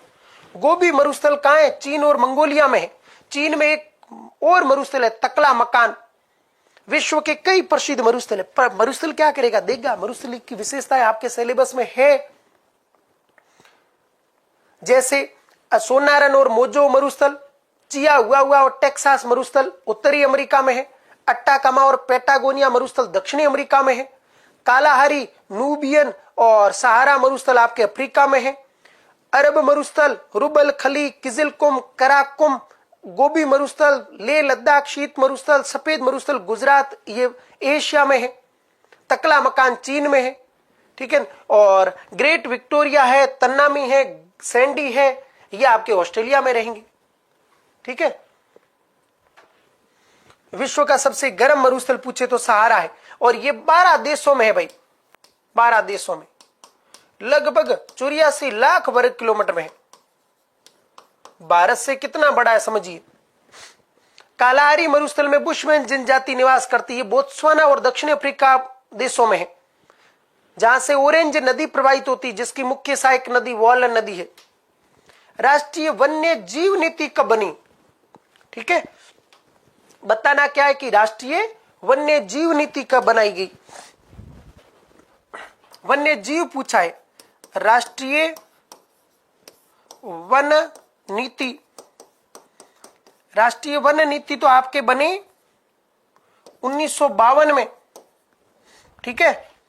राष्ट्रीय वन नीति 1952 में, संशोधित या नवीन 1988 में बनी। पर्यावरण नीति 1986 में बनी। वन कानून 1980 में बना, वन कानून 1980 में बना। यहां वन्य जीव नीति कब बनी वो पूछ रहे हैं। सही आंसर आ रहा है 1972, वेरी गुड, सही है 1972 में। 1992 में हाथी परियोजना चली भाई, हाथी मेरे साथी, हाथी परियोजना वही राजाजी राष्ट्रीय अभ्यारण्य से। प्रोजेक्ट टाइगर 1973, टाइगर 1 अप्रैल 1973 को। 1952 में पहली राष्ट्रीय वन नीति बनी, ठीक है, वेरी गुड। तो इसका सही आंसर क्या होगा, राष्ट्रीय वन्य जीव नीति पूछा गया, ध्यान रखना 1972 में बनी है। पहली राष्ट्रीय वन नीति के 20 साल बाद में बन रही है और 1972 में ही स्वीडन की राजधानी स्टॉकहोम में विश्व का प्रथम पर्यावरण सम्मेलन हुआ था और वहां पर इस पर बल दिया गया था कि वन्य जीवों के संरक्षण की भी बात की जाए।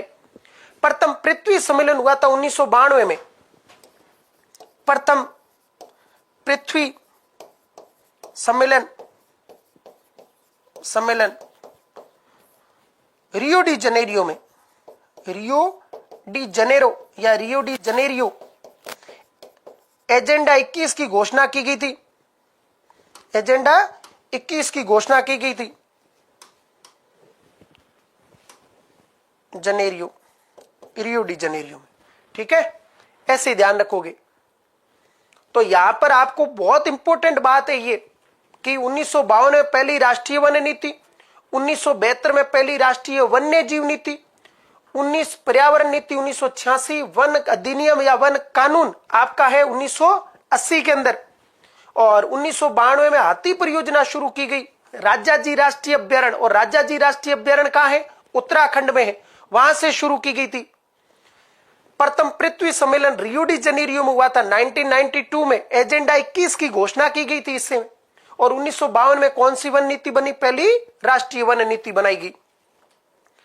ऊंट को राज्य पशु का दर्जा बताना है, कब दिया गया, ऊंट को राज्य पशु का दर्जा कब दिया गया। 19 सितंबर 2014, 21 दिसंबर 2014, 21 अक्टूबर 1983, 21 मई 1981। एक तो आपके ये ध्यान रखने हैं, राज्य पशु, राज्य पालतू पशु, राज्य वृक्ष खेजड़ी, राज्य पुष्प रोइडा, टेकुमेला एंडुलेटा, प्रोसेपिस सिनेरेरिया, ऐसे नाम ध्यान रखोगे। तो इसका सही आंसर क्या है, ऊंट को राज्य पशु का दर्जा कब दिया गया, 19 सितंबर 2014 को। ध्यान रखना, प्रस्ताव 30 जून 2014 को था। तो वो नोटिफिकेशन उसी टाइम को आया, वही माना जाएगा। आपके कई जगह आपको ये मिल जाए डेट, तो ये प्रस्ताव है, मतलब इसको दर्जा देने की बात कही गई है। उस समय बीकानेर में मंत्रिमंडल की बैठक हुई थी, वहां कहा गया था। और उष्ट अनुसंधान केंद्र जोहड़बीड़ में है। ठीक है। 31 अक्टूबर 1983 को खेजड़ी को राज्य वृक्ष का दर्जा दिया गया था। ठीक है। और इसी समय राज्य पुष्प का दर्जा रोहिड़ा पुष्प को मिला था, राज्य पुष्प का दर्जा। 18वीं वन नीति 2023 के अनुसार राज्य में सर्वाधिक वन वाला जिला कौन सा है? जो 18वीं नवीनतम वन रिपोर्ट है उसके अनुसार राज्य के किस जिले में सबसे ज्यादा वन है? उदयपुर, अलवर, प्रतापगढ़, चूरू। चूरू में सबसे कम, सबसे कम लगभग 62 वर्ग किलोमीटर। सबसे कम पूछे तो चूरू है अपने, ये ध्यान रखोगे। प्रतिशत में भी सबसे कम चूरू, प्रतिशत में भी सबसे कम चूरू। तो एक तो झंझट खत्म, 0.4%। फिर जोधपुर है 0.49%। क्या बात है, वेरी गुड। तो उदयपुर में लगभग 2766 वर्ग किलोमीटर पर वन है, वन है। ठीक है। फिर ये फर्स्ट है, ये आपका सेकंड है 1196 के साथ, और ये आपका थर्ड है। 3 जिले हैं, फर्स्ट, सेकंड और थर्ड। हो सकता है वो आपका सेकंड पूछ ले, थर्ड पूछ ले। फिर चित्तौड़गढ़ आएगा। 3 पहले याद रखो, फर्स्ट, सेकंड और थर्ड। सर्वाधिक वन वृद्धि सीकर में 19.6 वर्ग किलोमीटर में। सेकंड अपने बाड़मेर रहेगा, बाढ़ाना। और सर्वाधिक कमी 12 में, 12 में। ठीक है। सीकर, बाड़मेर, फिर अलवर, फिर उदयपुर रहेगा इसमें वृद्धि में। तो सर्वाधिक कमी पूछे तो 12 है, सर्वाधिक वृद्धि पूछे तो सीकर है। सबसे ज्यादा वन किस जिले में है? उदयपुर में है। सबसे ज्यादा प्रतिशत के अनुसार भी उदयपुर में है, 1% वाला जिला उदयपुर। सर्वाधिक वन वाला जिला उदयपुर, सबसे कम चूरू। और सबसे कम 1% वाला जिला पूछे तो भी चूरू रहेगा। और सर्वाधिक वन वृद्धि किसमें है? सीकर में। और सर्वाधिक कमी 12 में। सर्वाधिक झाड़ियां पाली में है, 933 वर्ग किलोमीटर के समथिंग। सर्वाधिक झाड़ियां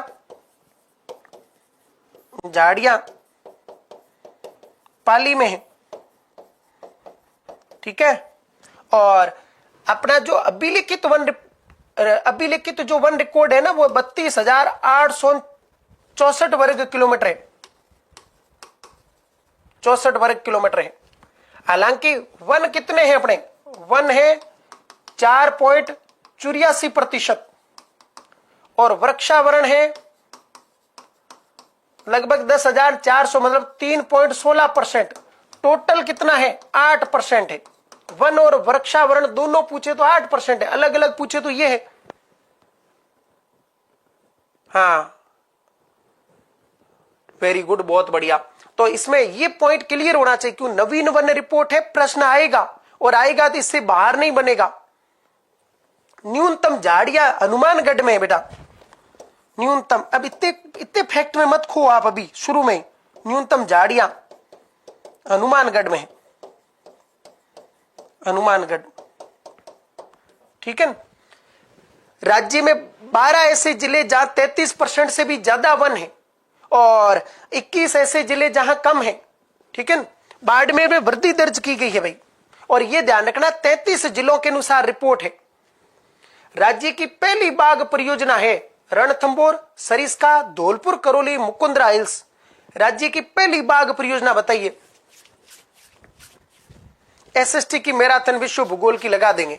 आप जुड़िए, आप जुड़ो, आओ तो लगा देंगे, आपके लिए ही तो है।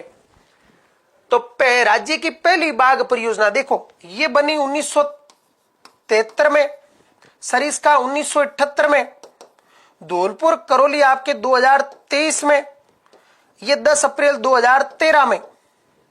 और एक आपके बीच में आ जाएगी रामगढ़ विश्वधारी, रामगढ़ विश्वधारी 2022, ये 5वीं है। तो पहली कौन सी हो जाएगी आपके? 1 नंबर, वेरी गुड। कैलाश सांकला के प्रयासों से बनी थी भैया। और सबसे ज्यादा बाघ इसी में एट प्रेजेंट 55 बाघ है, सर्वाधिक बाघ सर्वाधिक बाघ, बाघ सबसे ज्यादा। मुकुंदरा हिल्स में तो एक ही है, एक बाघ है, एक बाघ। मुकुंदरा हिल्स में एक पक्षी पाया जाता, लील टांस। लील टांस कन्हैयालाल सेठिया की रचना है। गागरोनी तोता मिलेगा, हीरामन, अलेक्जेंड्रिया पैराकिट। लील टांस दशहरे पर दर्शन करना शुभ माना जाता भाई, लील टांस पक्षी के। किसके? लील टांस के। हाँ, रामगढ़ विषधारी, ठीक है। दो रामगढ़ जो विषधारी है ना, ये आपके बूंदी में है, शेरगढ़ है 12 में बेटा, बूंदी में। मुकुंदरा हिल्स आपके रहेगा कोटा प्लस झालावाड़, और राष्ट्रीय अभ्यारण्य पूछे तो कोटा प्लस चित्तौड़गढ़ रहेगा। धौलपुर करौली दोनों जिलों में है। सरिस्का अलवर में है, अलवर में है। और रणथंभौर है आपके Sawai Madhopur plus Tonk plus Bundi plus, मतलब इन बाघ परियोजना की बात हो रही है, राष्ट्रीय अभ्यारण्य की नहीं हो रही है।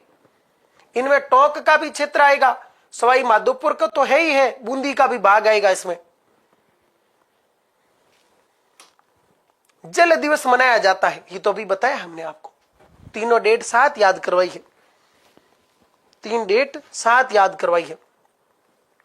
तो 18 अप्रैल को विश्व धरोहर दिवस है भाई, विश्व धरोहर दिवस है। ये पर्यावरण वाले दिवस बता रहे हम, है ना आपको। 5 अक्टूबर डॉल्फिन दिवस है, डॉल्फिन दिवस है। ऊपर वाले तीनों आप बता दो कौन कौन से हैं, ठीक है। 21 मार्च विश्व वानिकी दिवस है, और 3 मार्च को विश्व वन्य जीव दिवस है। 22 मार्च को जल, 22 अप्रैल को पृथ्वी, और 22 मई को जैव विविधता। तो जल दिवस कब मनाया जाएगा? 22 मार्च को। जल अपने सिलेबस में इसीलिए अलग से प्रश्न बना के थोड़ा और ज्यादा जोर दिलाया आपको कि आपको याद रहे, ठीक है। मरुस्थलीकरण के लिए उत्तरदायी कारक है, कौन सा मरुस्थलीकरण के लिए उत्तरदायी कारक है? वनोन्मूलन, वनों का काटा जाना, अति पशुचारण, बहुत ज्यादा पशुचरण जिससे घास खत्म हो जाए और हवा है वो मिट्टी के सीधे संपर्क में आकर उसे उड़ा ले जाए, ठीक है। मेड़बंदी का अभाव, यानी जो मेड़बंदी है झाड़ियों की, ठीक है, लकड़ियों की, उसका अभाव, और उपयुक्त सभी। तो सही आंसर क्या बताइए? तो इसका सही आंसर है उपयुक्त सभी। ये मरुस्थलीकरण के लिए उत्तरदायी होंगे। मरुस्थलीकरण का अर्थ क्या है? अर्थ आपके तो बहुत इजी प्रश्न पूछेंगे, अर्थ क्या है, क्या है वो अर्थ। मरुस्थल का आगे बढ़ना, मरुस्थल मार्च, या मरुस्थल का आगे बढ़ना, आगे बढ़ना, ठीक है, ये मरुस्थलीकरण कहलाएगा। 17 जून को मरुस्थलीकरण रोकथाम दिवस है। 17 जून मरुस्थलीकरण रोकथाम, रोकथाम क्या है? दिवस है। कब? 17 जून को मरुस्थलीकरण रोकथाम दिवस है भाई। जैसलमेर में एक गांव है नाचना, ऊंट की नस्ल भी है नाचना, नाचना जैसलमेर, जैसलमेर यह आपके प्रसिद्ध रहेगा मरुस्थलीकरण के लिए, मरुस्थलीकरण के लिए जाना जाता है। मध्य अरावली से थार मरुस्थल अपने सबसे ज्यादा बढ़ेगा आगे, और थार मरुस्थल मध्य अरावली से बढ़ता है, और मध्य अरावली के दर्रों से थार मरुस्थल का विस्तार पश्चिम से पूर्व की ओर हो रहा है। यह भी पॉइंट ध्यान रखना। थार मरुस्थल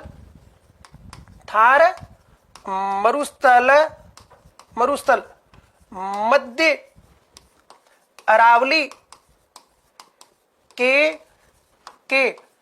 दर्रों से पश्चिम से पूर्व, पश्चिम से पूर्व जून मार्च खास करके मार्च से जून के मध्य बढ़ता है। जुलाई में मानसून नहीं आया तो जुलाई तक, जून के मध्य मध्य। और मरुस्थलीकरण रोकथाम हेतु काजरी की स्थापना की गई है भाई। किसकी? काजरी की। केंद्रीय शुष्क अनुसंधान संस्थान काजरी, और काजरी का मुख्यालय जोधपुर में करवाया है। ये ओ बांध, जो बांध, ये सब पूछे जाएंगे प्रश्न। ठीक है, आगे बढ़ते हैं। तो अति पशुचारण है, वनोन्मूलन है, मेड़बंदी, ये सब मरुस्थलीकरण के क्या है? कारण है। उष्ण अनुसंधान केंद्र कहां बताया? जोड़बीड़, अविकानगर, जयपुर, रामसर। रामसर अजमेर में है, अजमेर। और यहां बकरी चारा अनुसंधान केंद्र है, बकरी चारा अनुसंधान केंद्र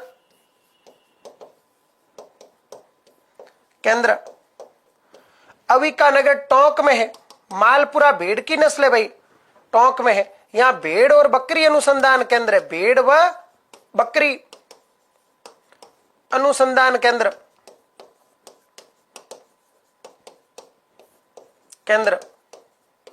जोड़बीड़ सबसे इंपॉर्टेंट है, ध्यान रखना, यही उष्ण अनुसंधान केंद्र है। ए नंबर जिसने भी दिया सही है, ठीक है ना। ए जोड़बीड़, जोड़बीड़ सबसे बड़ी बात, जोड़बीड़ कंजर्वेशन क्षेत्र है, और अभी 37 कंजर्वेशन क्षेत्र आपको बताए हैं। और जोड़बीड़ आपके रहेगा बीकानेर में, बीकानेर में। गिद्ध संरक्षण केंद्र यही है, गिद्ध संरक्षण केंद्र, संरक्षण केंद्र। अश्व अनुसंधान केंद्र है, अश्व अनुसंधान केंद्र भी है, केंद्र। केंद्रीय शुष्क बागवानी अनुसंधान केंद्र बीचवाल बीकानेर में है। स्वामी केशवानंद भारतीय कृषि विश्वविद्यालय बीकानेर में, और इसने हाल ही में अभी अनुशंसा की है कि जो खेजड़ी का फल सांगरी होता है उसे जीआई टैग मिलना चाहिए। ठीक है, उष्ण अनुसंधान केंद्र कहां है? बीकानेर, जोड़बीड़ में रहेगा। Very good.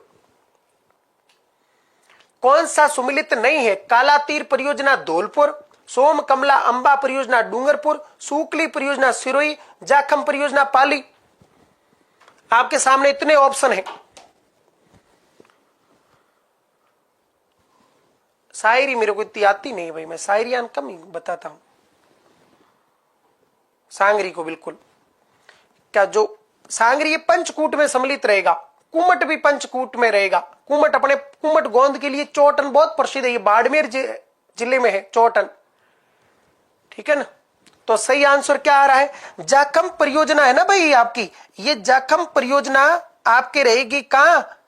ये आपके रहेगी प्रतापगढ़ में, जाखम नदी पर, प्रतापगढ़ में। और जाखम बांध है, ये राज्य का सबसे ऊंचा बांध है, 81 मीटर, 81 मीटर। सोम कमला अंबा परियोजना डूंगरपुर में रहेगी, सही है। काला तीर परियोजना धौलपुर में रहेगी, ठीक है ना। अंगली या पार्वती बांध है धौलपुर के अंदर प्रसिद्ध है, काला तीर परियोजना। इंदिरा लिफ्ट परियोजना सवाई माधोपुर और करौली में रहेगी। इंदिरा नहर परियोजना अलग है, प्रतापगढ़, बिल्कुल सही है। राज्य की नवीनतम राज्य वन नीति कब बनी? राजस्थान भारत में ऐसा करने वाला पहला राज्य है भाई। 18 फरवरी 2010 को राज्य ने अपनी पहली प्रथम राज्य वन नीति बनाई भाई, वन नीति बनाई। और क्या कहा? और कहा कि हम इसके अनुसार अपने राज्य के 20% भाग पर वन होने क्या है? वन होना अनिवार्य है भाई, कंपलसरी है, अनिवार्य। ये तो पहली बनी है 18 फरवरी 2010 को। इस 2010 में अपने जैव विविधता बोर्ड बना है, इसे आप पर्यावरण नीति कह सकते हो, प्रथम पर्यावरण नीति या प्रथम पर्यावरण नीति। और ऐसा करने वाला राजस्थान भारत का पहला राज्य था। क्या आ रहा है आंसर? 5 जून को विश्व पर्यावरण दिवस है भाई, विश्व पर्यावरण दिवस, विश्व पर्यावरण दिवस। और इसी विश्व पर्यावरण दिवस के उपलक्ष्य में 5 जून 2023 को राज्य ने दूसरी वन नीति बनाई, दूसरी वन नीति बनी। अब एक और बात, राष्ट्रीय वन नीति जो 1952 है ना, राष्ट्रीय वन नीति 1952 संशोधित कब हुई? संशोधित 1988। अरे ये सेशन याद रखना, मैं उन्हीं पर ज्यादा जोर दे रहा हूं जिससे 100% आपका प्रश्न बनेगा। और मैं तो आपको वापस बता दूंगा, मैं तो टेलीग्राम चैनल पर स्क्रीनशॉट डाल दूंगा कि भाई देखो ये प्रश्न आया। इसके अनुसार भारत के 33.33% भाग पर क्या है, वन होना अनिवार्य है। अब राजस्थान ठहरा भाई मरुस्थलीय राज्य। इसने कहा वहां तक तो हम बहुत लेट पहुंचेंगे, अभी तो हम 32,864 वर्ग किलोमीटर के साथ संघर्ष कर रहे हैं, जो कि हमारे कुल अभिलिखित वन रिकॉर्ड का लगभग 9.60% है। तो पहले हम ये टारगेट रखेंगे, कौन सा? 20% वाला। तो वहां और यहां की बात में अंतर है। अब ये ध्यान रखना, प्रश्न क्या पूछा जा रहा है, प्रश्न क्या पूछा जा रहा है, तो वो बात आप ध्यान रखोगे। एक, निम्न में से कौन सा ग्रह पृथ्वी के समान अपने अक्ष पर झुका हुआ है? ऐसा कौन सा ग्रह है जो पृथ्वी के समान अपने अक्ष पर झुका हुआ है? सेम मतलब ऋतु परिवर्तन होता है पृथ्वी के समान, उसी पर भी मंगल, बुध, शुक्र, पृथ्वी, अरुण। इसको तो कहते हैं लेटा ग्रह। ये तो 98 डिग्री झुका है। ठीक है। शुक्र और बुध का कोई उपग्रह नहीं है, मंगल का 2 ही है, फोबोस और डिमोस। Very good. मंगल ग्रह 25 डिग्री झुका है, अर्थात इस पर पृथ्वी के समान ऋतु परिवर्तन होता है। क्या होता है? ऋतु परिवर्तन होता है भाई। ये बात आप ध्यान रखोगे भाई। क्या होगा? ऋतु परिवर्तन होगा।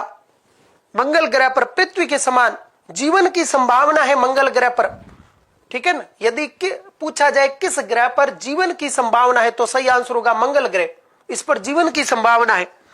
इसके अलावा निक्स ओलंपिया और ओलंपस मेसी जैसे प्रसिद्ध पर्वत और ज्वालामुखी इसी पर है, मंगल ग्रह पर ही। ठीक है। और इसके मंगल और बृहस्पति के बीच शूद्र ग्रह है। मंगल व बृहस्पति के बीच ही कौन से ग्रह? शूद्र ग्रह है। यह भी पॉइंट ध्यान रखोगे। ठीक है। और पृथ्वी का एक ही उपग्रह है, चंद्रमा। एक और ध्यान रखना, वो पूछ सकता है मंगल के कितने चंद्रमा है, क्योंकि चंद्रमा उपग्रह का पर्यायवाची चंद्रमा होता है, इसलिए वो आप कंफ्यूज ना होइए। ऐसे नहीं, कोई नहीं कि चंद्रमा तो पृथ्वी का है, तो मंगल के कितने चंद्रमा है? तो सही आंसर होगा 2, फोबोस और डिम्बोस। ठीक है। राजस्थान में रामसर साइट की संख्या कितनी है? 2, 4, 6, 8। राजस्थान में रामसर साइट कितनी है? 2, 4, 6 और 8। राज्य में पहली और दूसरी, पहली रामसर साइट है केवलादेव। 1 अक्टूबर 1981 को बनी भाई। दूसरी है आपके सांबर झील। ये आपके बनी 23 मार्च 1990 को। पहले कौन सी बनी और बाद में कौन सी बनी ये भी क्लियर। ये है 28.73 वर्ग किलोमीटर में और ये है 229 वर्ग किलोमीटर में। मतलब ये बड़ी है, बड़ी रामसर साइट है राज्य की, और ये छोटी है। तो संख्या कितनी होगी आपके? मनीष कुमार जी 6 आंसर कहां से ला रहे हो आप? तो इसका सही आंसर होगा 2। भारत में तो 85 प्लस रामसर साइट है। भारत में सर्वाधिक का रामसर साइट 18 तमिलनाडु में है। 18 तमिलनाडु में, 10 यूपी में है। अपने राजस्थान में अभी कोई समस्या है नहीं, शुरू से यही बनी हुई है, 2 ही 1990 में। एक और इंपॉर्टेंट बात, ये भारत की पहली रामसर साइट है और ये केवलादेव है ना, इसकी एक ध्यान रखोगे, यह मॉन्ट्रियक्स रिकॉर्ड में है भाई। मॉन्ट्रियक्स रिकॉर्ड अभी बताया था क्या होता है रिकॉर्ड में। और कौन सी है? दूसरी लोकटक है जो मणिपुर में है। कौन सी टक है? लोकटक है, मणिपुर में है, जहां केबुल लाम जाओ तैरता हुआ एनपी करवाया है, नेशनल पार्क करवाया है। अभी मैनार गांव है, वो पक्षी गांव है, वो उदयपुर में है। पक्षी पार्क पूछे तो आपके गुलाब बाग रहेगा। राजस्थान में 5 जंतुआलय हैं, तो गुलाब बाग में उदयपुर में 1878 में स्वरूप सिंह के काल में उदयपुर जंतुआलय की स्थापना की गई थी। अभी इसको दर्जा मिलेगा, इसका नोटिफिकेशन आएगा तब लिखा देंगे आपको, है ना, वेटलैंड वाला। 2 फरवरी को वेटलैंड डे हो गया, दिवस हो गया। भारत में प्रमुख हॉटस्पॉट क्षेत्र नहीं है। भारत में 4 ही हॉटस्पॉट क्षेत्र है। हिमालय है, पश्चिमी घाट है, ये तो अत्यधिक उच्च जैव विविधता का धनी प्रदेश है भाई। पूर्वी घाट, इंडो बर्मा क्षेत्र, तो पूर्वी घाट अपना हॉटस्पॉट नहीं है। देखो, एक होता है हॉट स्पॉट और एक होता है हॉप स्पॉट, तप्त स्थल है ये तो आपके होगा समुद्र में उच्च जैव विविधता के धनी प्रदेश। समुद्र में उच्च जैव विविधता, जैसे परवाल है, परवाल को सागरीय वर्षावन कहा जाता है। उच्च जैव विविधता ये धरातल पर है, धरातल पर उच्च जैव विविधता। भारत विश्व में 18 मेगा डाइवर्सिटी यानी उच्च जैव विविधता क्षेत्रों में से एक है और भारत का विश्व में वनों की दृष्टि से रूस का पहला और भारत का 10वां स्थान है भाई। और सबसे ज्यादा मैंग्रोव वनों वाला देश है भारत। 4991 वर्ग किलोमीटर में मैंग्रोव वन पाए जाते हैं। सबसे ज्यादा ये पश्चिमी बंगाल में पाए जाते 42.4% के साथ। ठीक है, तो हॉट स्पॉट है ना, ये अपने भारत में 4 है। पूर्वी घाट नहीं है, हिमालय है, पश्चिमी घाट है, इंडो बर्मा क्षेत्र है और सुंडा हॉट स्पॉट है। सुंडा हॉट स्पॉट। तो कितने हो गए आपके? भारत में 4 हॉट स्पॉट रहेंगे।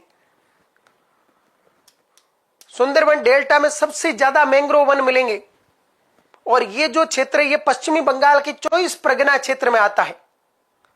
ठीक है, सबसे ज्यादा मैंग्रोव वन, ये मैंग्रोव वनों पर थोड़ा ज्यादा जोर दे रहा हूं क्योंकि मैंग्रोव वन सबसे ज्यादा पूछे जाते भाई। मैंग्रोव वन कहां है? पश्चिमी बंगाल, गुजरात, एपी, आंध्र प्रदेश, ठीक है, महाराष्ट्र, रत्नागिरी के क्षेत्र में, एन अंडमान निकोबार में, तटीय क्षेत्र में, और पश्चिमी बंगाल में सबसे ज्यादा है 42.4%। फिर गुजरात में है 23.35% के साथ, सेकंड गुजरात रहेगा, फर्स्ट पश्चिमी बंगाल है। और इस बार मैंग्रोव वनों में कमी दर्ज की गई और भारत में जो मैंग्रोव वन है ना, ये कच्छ वनस्पति कहलाती है, ध्यान रखना, यही वेलांचली वनस्पति कहलाती है और ये केवल तटीय प्रदेशों में ही होगी। और सबसे बड़ी बात, भारत में 4991.6 वर्ग किलोमीटर में ये वन है और विश्व में सबसे ज्यादा मैंग्रोव वनों वाला देश है भाई। ठीक है, सबसे ज्यादा मैंग्रोव वनों वाला देश पूछे तो भारत है। बावड़ियों का शहर कहलाता है।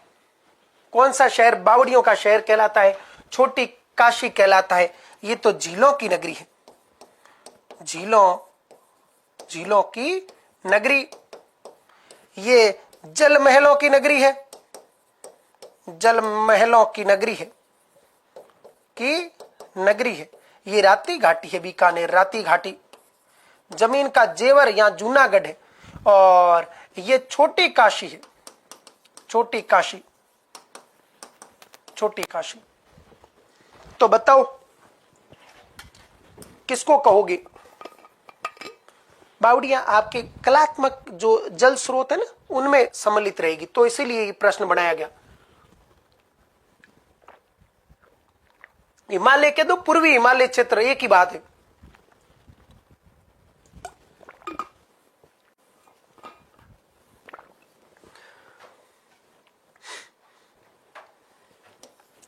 बावड़ियों का शहर कहा जाएगा भाई बूंदी को। किसको? बूंदी को। एक अपने बावड़ी याद रखनी है, चांद बावड़ी, वो आबानेरी दौसा में है, आबानेरी दौसा में है। नवल सागर झील बूंदी में है, दुग्गारी झील बूंदी में है, ठीक है ना, ये भी ध्यान रखोगे। बावड़ियों का शहर किसको कहा जाएगा? बूंदी को कहा जाएगा, बूंदी को। निम्न में से कौन सी एक रामसर साइट नहीं है? ये भारत के संदर्भ में देखा गया है, रामसर साइट नहीं है। कारिकली पक्षी अभ्यारण्य तमिलनाडु, चिल्का झील ओडिशा, लोनार झील महाराष्ट्र, जयसमंद झील राजस्थान। ऐसे ये इसलिए फ्रेम लेके आया कि एक अपने राजस्थान में रामसर साइट आपको ध्यान है, तो ये प्रश्न सही हो जाएगा, क्योंकि ऐसे प्रश्न इजी वे में बनाए जाएंगे, क्योंकि अब भारत में रामसर साइटें ज्यादा बन गई है इसीलिए। तो क्या आ रहा है आंसर आपका?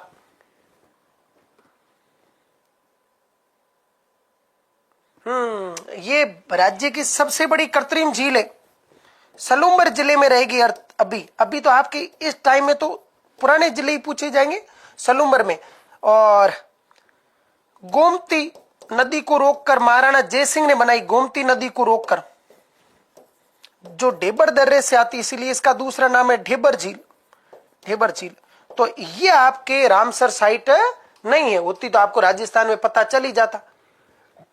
तो इस प्रश्न का कारण है कि ऐसी फ्रेम दी जाएगी आपको और पूछा जाएगा कि या और ऑप्शन हो सकते, इधर और हो सकते, लेकिन अब राजस्थान में दो याद है, तो यह आपका प्रश्न क्या हो जाएगा? सही हो जाएगा। 85+ रामसर साइट है, सबसे ज्यादा तमिलनाडु में है, बताया है। अब आप एक बार देखो वापस, कहां से शुरू किया था? आसोप वन क्षेत्र कहां बताया? भीलवाड़ा में, ठीक है। एक बार रिवीजन ऐसे ही किया करो हमेशा। वन्य जीव सप्ताह, वन क्या हो, जीव सप्ताह, वन्य जीव सप्ताह, सब कुछ। तो ये आपके किस में? अक्टूबर के प्रथम सप्ताह में वन्य जीव सप्ताह पूछा है, और वन सप्ताह पूछा जाए तो आपके जुलाई के प्रथम सप्ताह में रहेगा, ठीक है। किस वृक्ष की पत्ती से बीड़ी बनाई जाएगी? तेंदू से। अर्जुन पर टसर रेशम उत्पादन होता है, टसर रेशम का उत्पादन होगा, रेशम। खैर की छाल से कथोड़ी जनजाति क्या बनाएगी? कत्था बनाएगी। राज्य का दूसरा बड़ा अभ्यारण्य केला देवी, पहला डीएनपी है, डेजर्ट नेशनल पार्क है, ठीक है। राज्य में सबसे बड़ी बाघ परियोजना कौन सी? रणथंभौर है। भारत वन स्थिति रिपोर्ट 2023 के अनुसार राज्य में संरक्षित वन क्षेत्र 56.43% पर है भाई। सौर मंडल में कुल ग्रह 8 रहेंगे आपके। राज्य के एकमात्र प्राकृतिक विश्व धरोहर केवलादेव है, और ये इसके साथ आप ये भी ध्यान रखोगे, मानस असम और काजीरंगा असम। और काजीरंगा है ना, ये एक सींग वाले गेंडे के लिए प्रसिद्ध है भाई, एक सींग वाले गेंडे के लिए।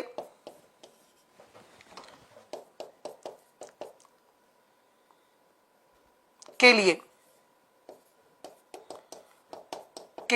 प्रसिद्ध रहेगी। और मानस से मानस नदी प्रवाहित होती है, मानस ब्रह्मपुत्र की सहायक नदी है, मानस नदी प्रवाहित होती है। काजीरंगा है वो ब्रह्मपुत्र नदी के बाएं तट की ओर है, ठीक है ना, बाएं साइड, बाएं तट की ओर। बालू का स्तूप नहीं है, बरखान अर्ध चंद्राकार है, सीप सिंह जैसी आकृति का है। खड़ीन, थली और रण। खड़ीन जल संरक्षण की परंपरागत विधि है। थली मरुस्थल का ऊंचा उठा हुआ भाग है, जैसे नागौरी उच्च भूमि के आसपास का जो क्षेत्र है वो। रण मरुस्थलीय क्षेत्र में वर्षा ऋतु में बने दलदली लवणीय युक्त भूमि है जो अनुपजाऊ है, रण कहलाएगा। पैराबोलिक की आकृति होती, महिला की हेयरपिन जैसी। तारानुमा सबसे ज्यादा आपको मिलेगा मोहनगढ़ में, और जिन्होंने आंसर नहीं दिए वो देखते रहना। केंद्रीय शुष्क क्षेत्र अनुसंधान संस्थान काजरी 1959 में स्थापना की गई। मरुस्थल के प्रवेश द्वार जोधपुर में रहेगी। कोटा में एक कंजर्वेशन क्षेत्र करवाया, वेरी वेरी इंपोर्टेंट। उम्मेदगंज पक्षी विहार। एक आप ध्यान रखोगे देववन सरप उद्यान है, सरप उद्यान है। एक आप ध्यान रखोगे सज्जनगढ़ राज्य का पहला जैविक उद्यान है भाई, सज्जनगढ़ राज्य का पहला जैविक उद्यान है, सज्जनगढ़ राज्य का प्रथम जैविक उद्यान है। दूसरा माचिया सफारी है और यह बना 12 अप्रैल 2015 को। ठीक है, मेनार गांव उदयपुर में है और ये जो मेनार गांव है ना, ये पक्षी गांव बनाया गया। अभी यहां असंख्य पक्षियों की प्रजातियां मिली है। और इसके अलावा ये भी ध्यान रखना कि जो गुलाब बाग है उदयपुर के अंदर, उसे पक्षी पार्क बनाया गया है। हनुमानगढ़ के बड़ा पोल में पक्षी अभ्यारण्य स्थापित किया जा रहा है। भरतपुर केवला देव तो है ही है पक्षियों का स्वर्ग। राजस्थान राज्य जैव विविधता बोर्ड 2010 में स्थापित किया गया था भाई। इस समय अपनी नवीन दूसरी राज्य वन नीति बनी है। ठीक है, विश्व वन्य जीव दिवस मनाया जाता है कब? 3 मार्च को। 2 फरवरी को रामसर साइट दिवस, ये जल दिवस और ये विश्व वानिकी दिवस है। और एक खेजड़ेली दिवस याद रखोगे, 12 सितंबर खेजड़ेली दिवस, 12 सितंबर खेजड़ेली दिवस, खेजड़ेली दिवस। 9 सितंबर हिमालय दिवस। पर्यावरण से संबंधित ही बताऊंगा मैं केवल आपको, सारे दिवस नहीं, हिमालय। और 16 सितंबर ओजोन दिवस। ओजोन को सर्वाधिक नुकसान पहुंचाती है सीएफसी, क्लोरोफ्लोरोकार्बन गैस। ठीक है, ये भी ध्यान रखोगे। 16 सितंबर। 12 सितंबर को खेजड़ेली दिवस मनाया जाता है। भाद्रपद शुक्ला दशमी को प्रतिवर्ष जोधपुर के खेजड़ेली में खेजड़ेली मेला भरता है। 1730 या विक्रम संवत 1787 में अमृता देवी के नेतृत्व में 363 लोगों ने, विष्णु संप्रदाय के लोगों ने खेजड़ी वृक्ष के प्राणों हेतु आहुति दी थी। और खेजड़ी पर 1988 में डाक टिकट जारी की गई थी 60 पैसे की। 1991 में ऑपरेशन खेजड़ा चलाया गया, ऑपरेशन खेजड़ा। उत्तरी पूर्वी भारत में स्थानांतरित कृषि को झूमिंग कहते हैं। कुमारी हिमालय क्षेत्र में कहते हैं। पोडू आंध्र प्रदेश, दीपा छत्तीसगढ़ व मध्य प्रदेश के हिमालय क्षेत्र में। कुमारी हिमालय बोला केरल क्षेत्र में ना, कुमारी केरल क्षेत्र में। वालरा राजस्थान में। इसके अलावा केगिन फिलीपींस में, नगासू सूडान में, लेदांग मलेशिया में, चेना श्रीलंका, रोका ब्राजील, रे वियतनाम,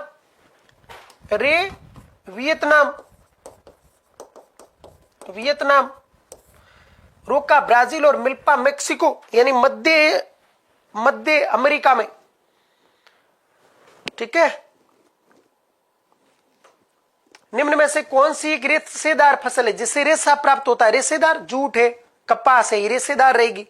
मक्का अनाजों की रानी है। चावल का ध्यान रखना, इससे चावल को धान कहते हैं। भारत में सबसे ज्यादा खाद्यान्न फसल यही है, सबसे ज्यादा।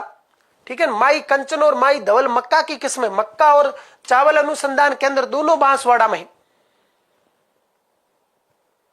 ठीक है, कौन सी रबी की फसल नहीं है बताना, ये है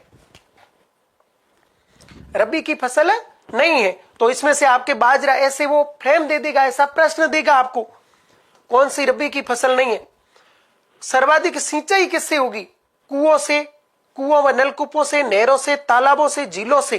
तो आपका सही आंसर होगा कुओं व नलकूपों से। तो अब आपको बिल्कुल खेजड़ेली 1730 विक्रम संवत, मैंने सन में और विक्रम संवत पूछे तो 57 जोड़ दिया करो। पीडीएफ मिलेगी आपको संकल्प संस्थान के टेलीग्राम पर, इसकी पीडीएफ भी मिल जाएगी, है ना। तो इस प्रकार आपको मैंने सारे टॉपिक को टच करते हुए प्रश्न करवाए हैं, सारे टॉपिक। तो आप यहां ये ध्यान रखें कि सिलेबस के अकॉर्डिंग आपको भी देखना है। और इसमें आप खास करके 6ठी 7वीं 8वीं की जो बुक्स है उसको भी एक बार देख लेना। सरसों अनुसंधान केंद्र सेवर भरतपुर में है। 20 अक्टूबर 1993 की स्थापना की गई। ठीक है, अब आप साथ में ये भी बता दीजिए कि आपके इन 45 प्रश्न में से कितने प्रश्न सही हुए और आप कहां रैंक ले रहे हो। एकमात्र वृक्ष मिला। ठीक है, और आप में से किसी साथी को इससे संबंधित कुछ भी पूछना हो तो पूछ लीजिए, बता देंगे हम। कोई प्रश्न आपको समझ में नहीं आया तो भी पूछ सकते हो। 40 प्लस सही हो रहे, बहुत अच्छी बात है। 44 हो रहे हैं, 20 सही हुए हैं, 38 ठीक है, 40 हो रहे हैं। एक दो प्रश्न को छोड़कर सब बेस्ट रहे। और दूसरा ये कि हो सकता है एक दो प्रश्न इसमें आपको बहुत बढ़िया ढंग से आते हो, ठीक है ना, अच्छी बात है। मैंने तो सारा फॉर्मेट क्लियर किया है, सारे सिलेबस के कोडिंग आपको बताया है। 35 प्लस तो गुड स्कोर है। 49 लाए कहा महेंद्र जी, जाट थे 45 ही। हाँ, विश्व भूगोल का मुकेश जी करेंगे, विश्व भूगोल का है ना, आपके लेवल 2 के लिए मैं अलग से ले आऊंगा एक दिन। उसमें आपके लगभग 50 से 60 प्रश्न के बीच पूरी विश्व भूगोल करवा देंगे।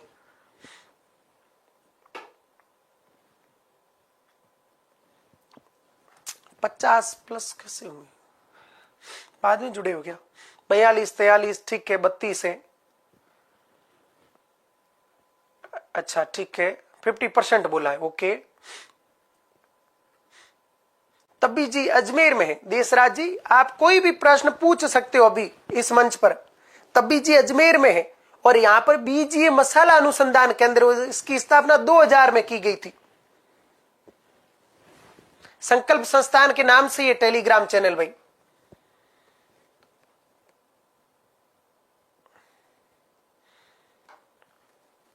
कोई भी प्रश्न आपको अभी इन टॉपिकों से पूछना हो तो पूछ सकते हो, मैं आपको यहीं क्लियर करवा दूंगा। तब्बी जी अजमेर के अंदर है और यहां पर जो बीजीय मसाला अनुसंधान केंद्र वो है, और अपना कृषि अनुसंधान केंद्र दुर्गापुरा में हो गया, राष्ट्रीय शुष्क बागवानी अनुसंधान केंद्र बीकानेर में हो गया, खजूर अनुसंधान का जो खजूर अनुसंधान अखिल भारतीय खजूर अनुसंधान केंद्र वो बीकानेर में हो गया। खजूर जो अपने खजूरों से संबंधित राज्य का अनुसंधान केंद्र ये सागर भोजका में रहेगा। अखिल भारतीय बेर अनुसंधान केंद्र भी बीकानेर में रहेगा।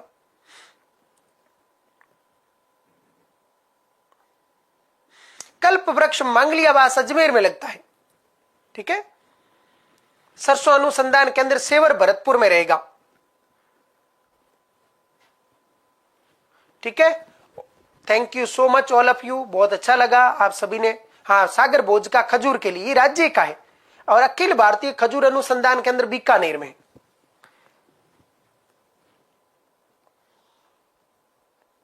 तो आप दीजिए मुझे इजाजत। Thank you so much. सौर मंडल के आपको टॉपिक करवा रखा, सौर मंडल आप यूट्यूब पर भी देख सकते हो, मेरे पूरा करवाया हुआ है। और यहाँ आपके सौर परिवार करके सिलेबस में है तो बता दिया। मिट्टी आपके है नहीं इसलिए नहीं बताई। हाँ जी, ओके। मेरी तरफ से आप सभी को शुभ रात्रि। संकल्प संस्थान के इस प्लेटफॉर्म से आप सभी को बहुत बहुत धन्यवाद। आपके उज्जवल भविष्य की कामना करता हूं। आपके एग्जाम के लिए ऑल द बेस्ट बोलता हूं और आप बढ़िया मेहनत करके जल्दी सफलता प्राप्त करें, ठीक है। हाँ, और बिल्कुल क्लास को शेयर भी करें और संस्थान के इस चैनल को सब्सक्राइब भी करें और लाइक तो आप करते ही हो, बढ़िया संख्या आ ही रही है। Thank you so much. शुभ रात्रि।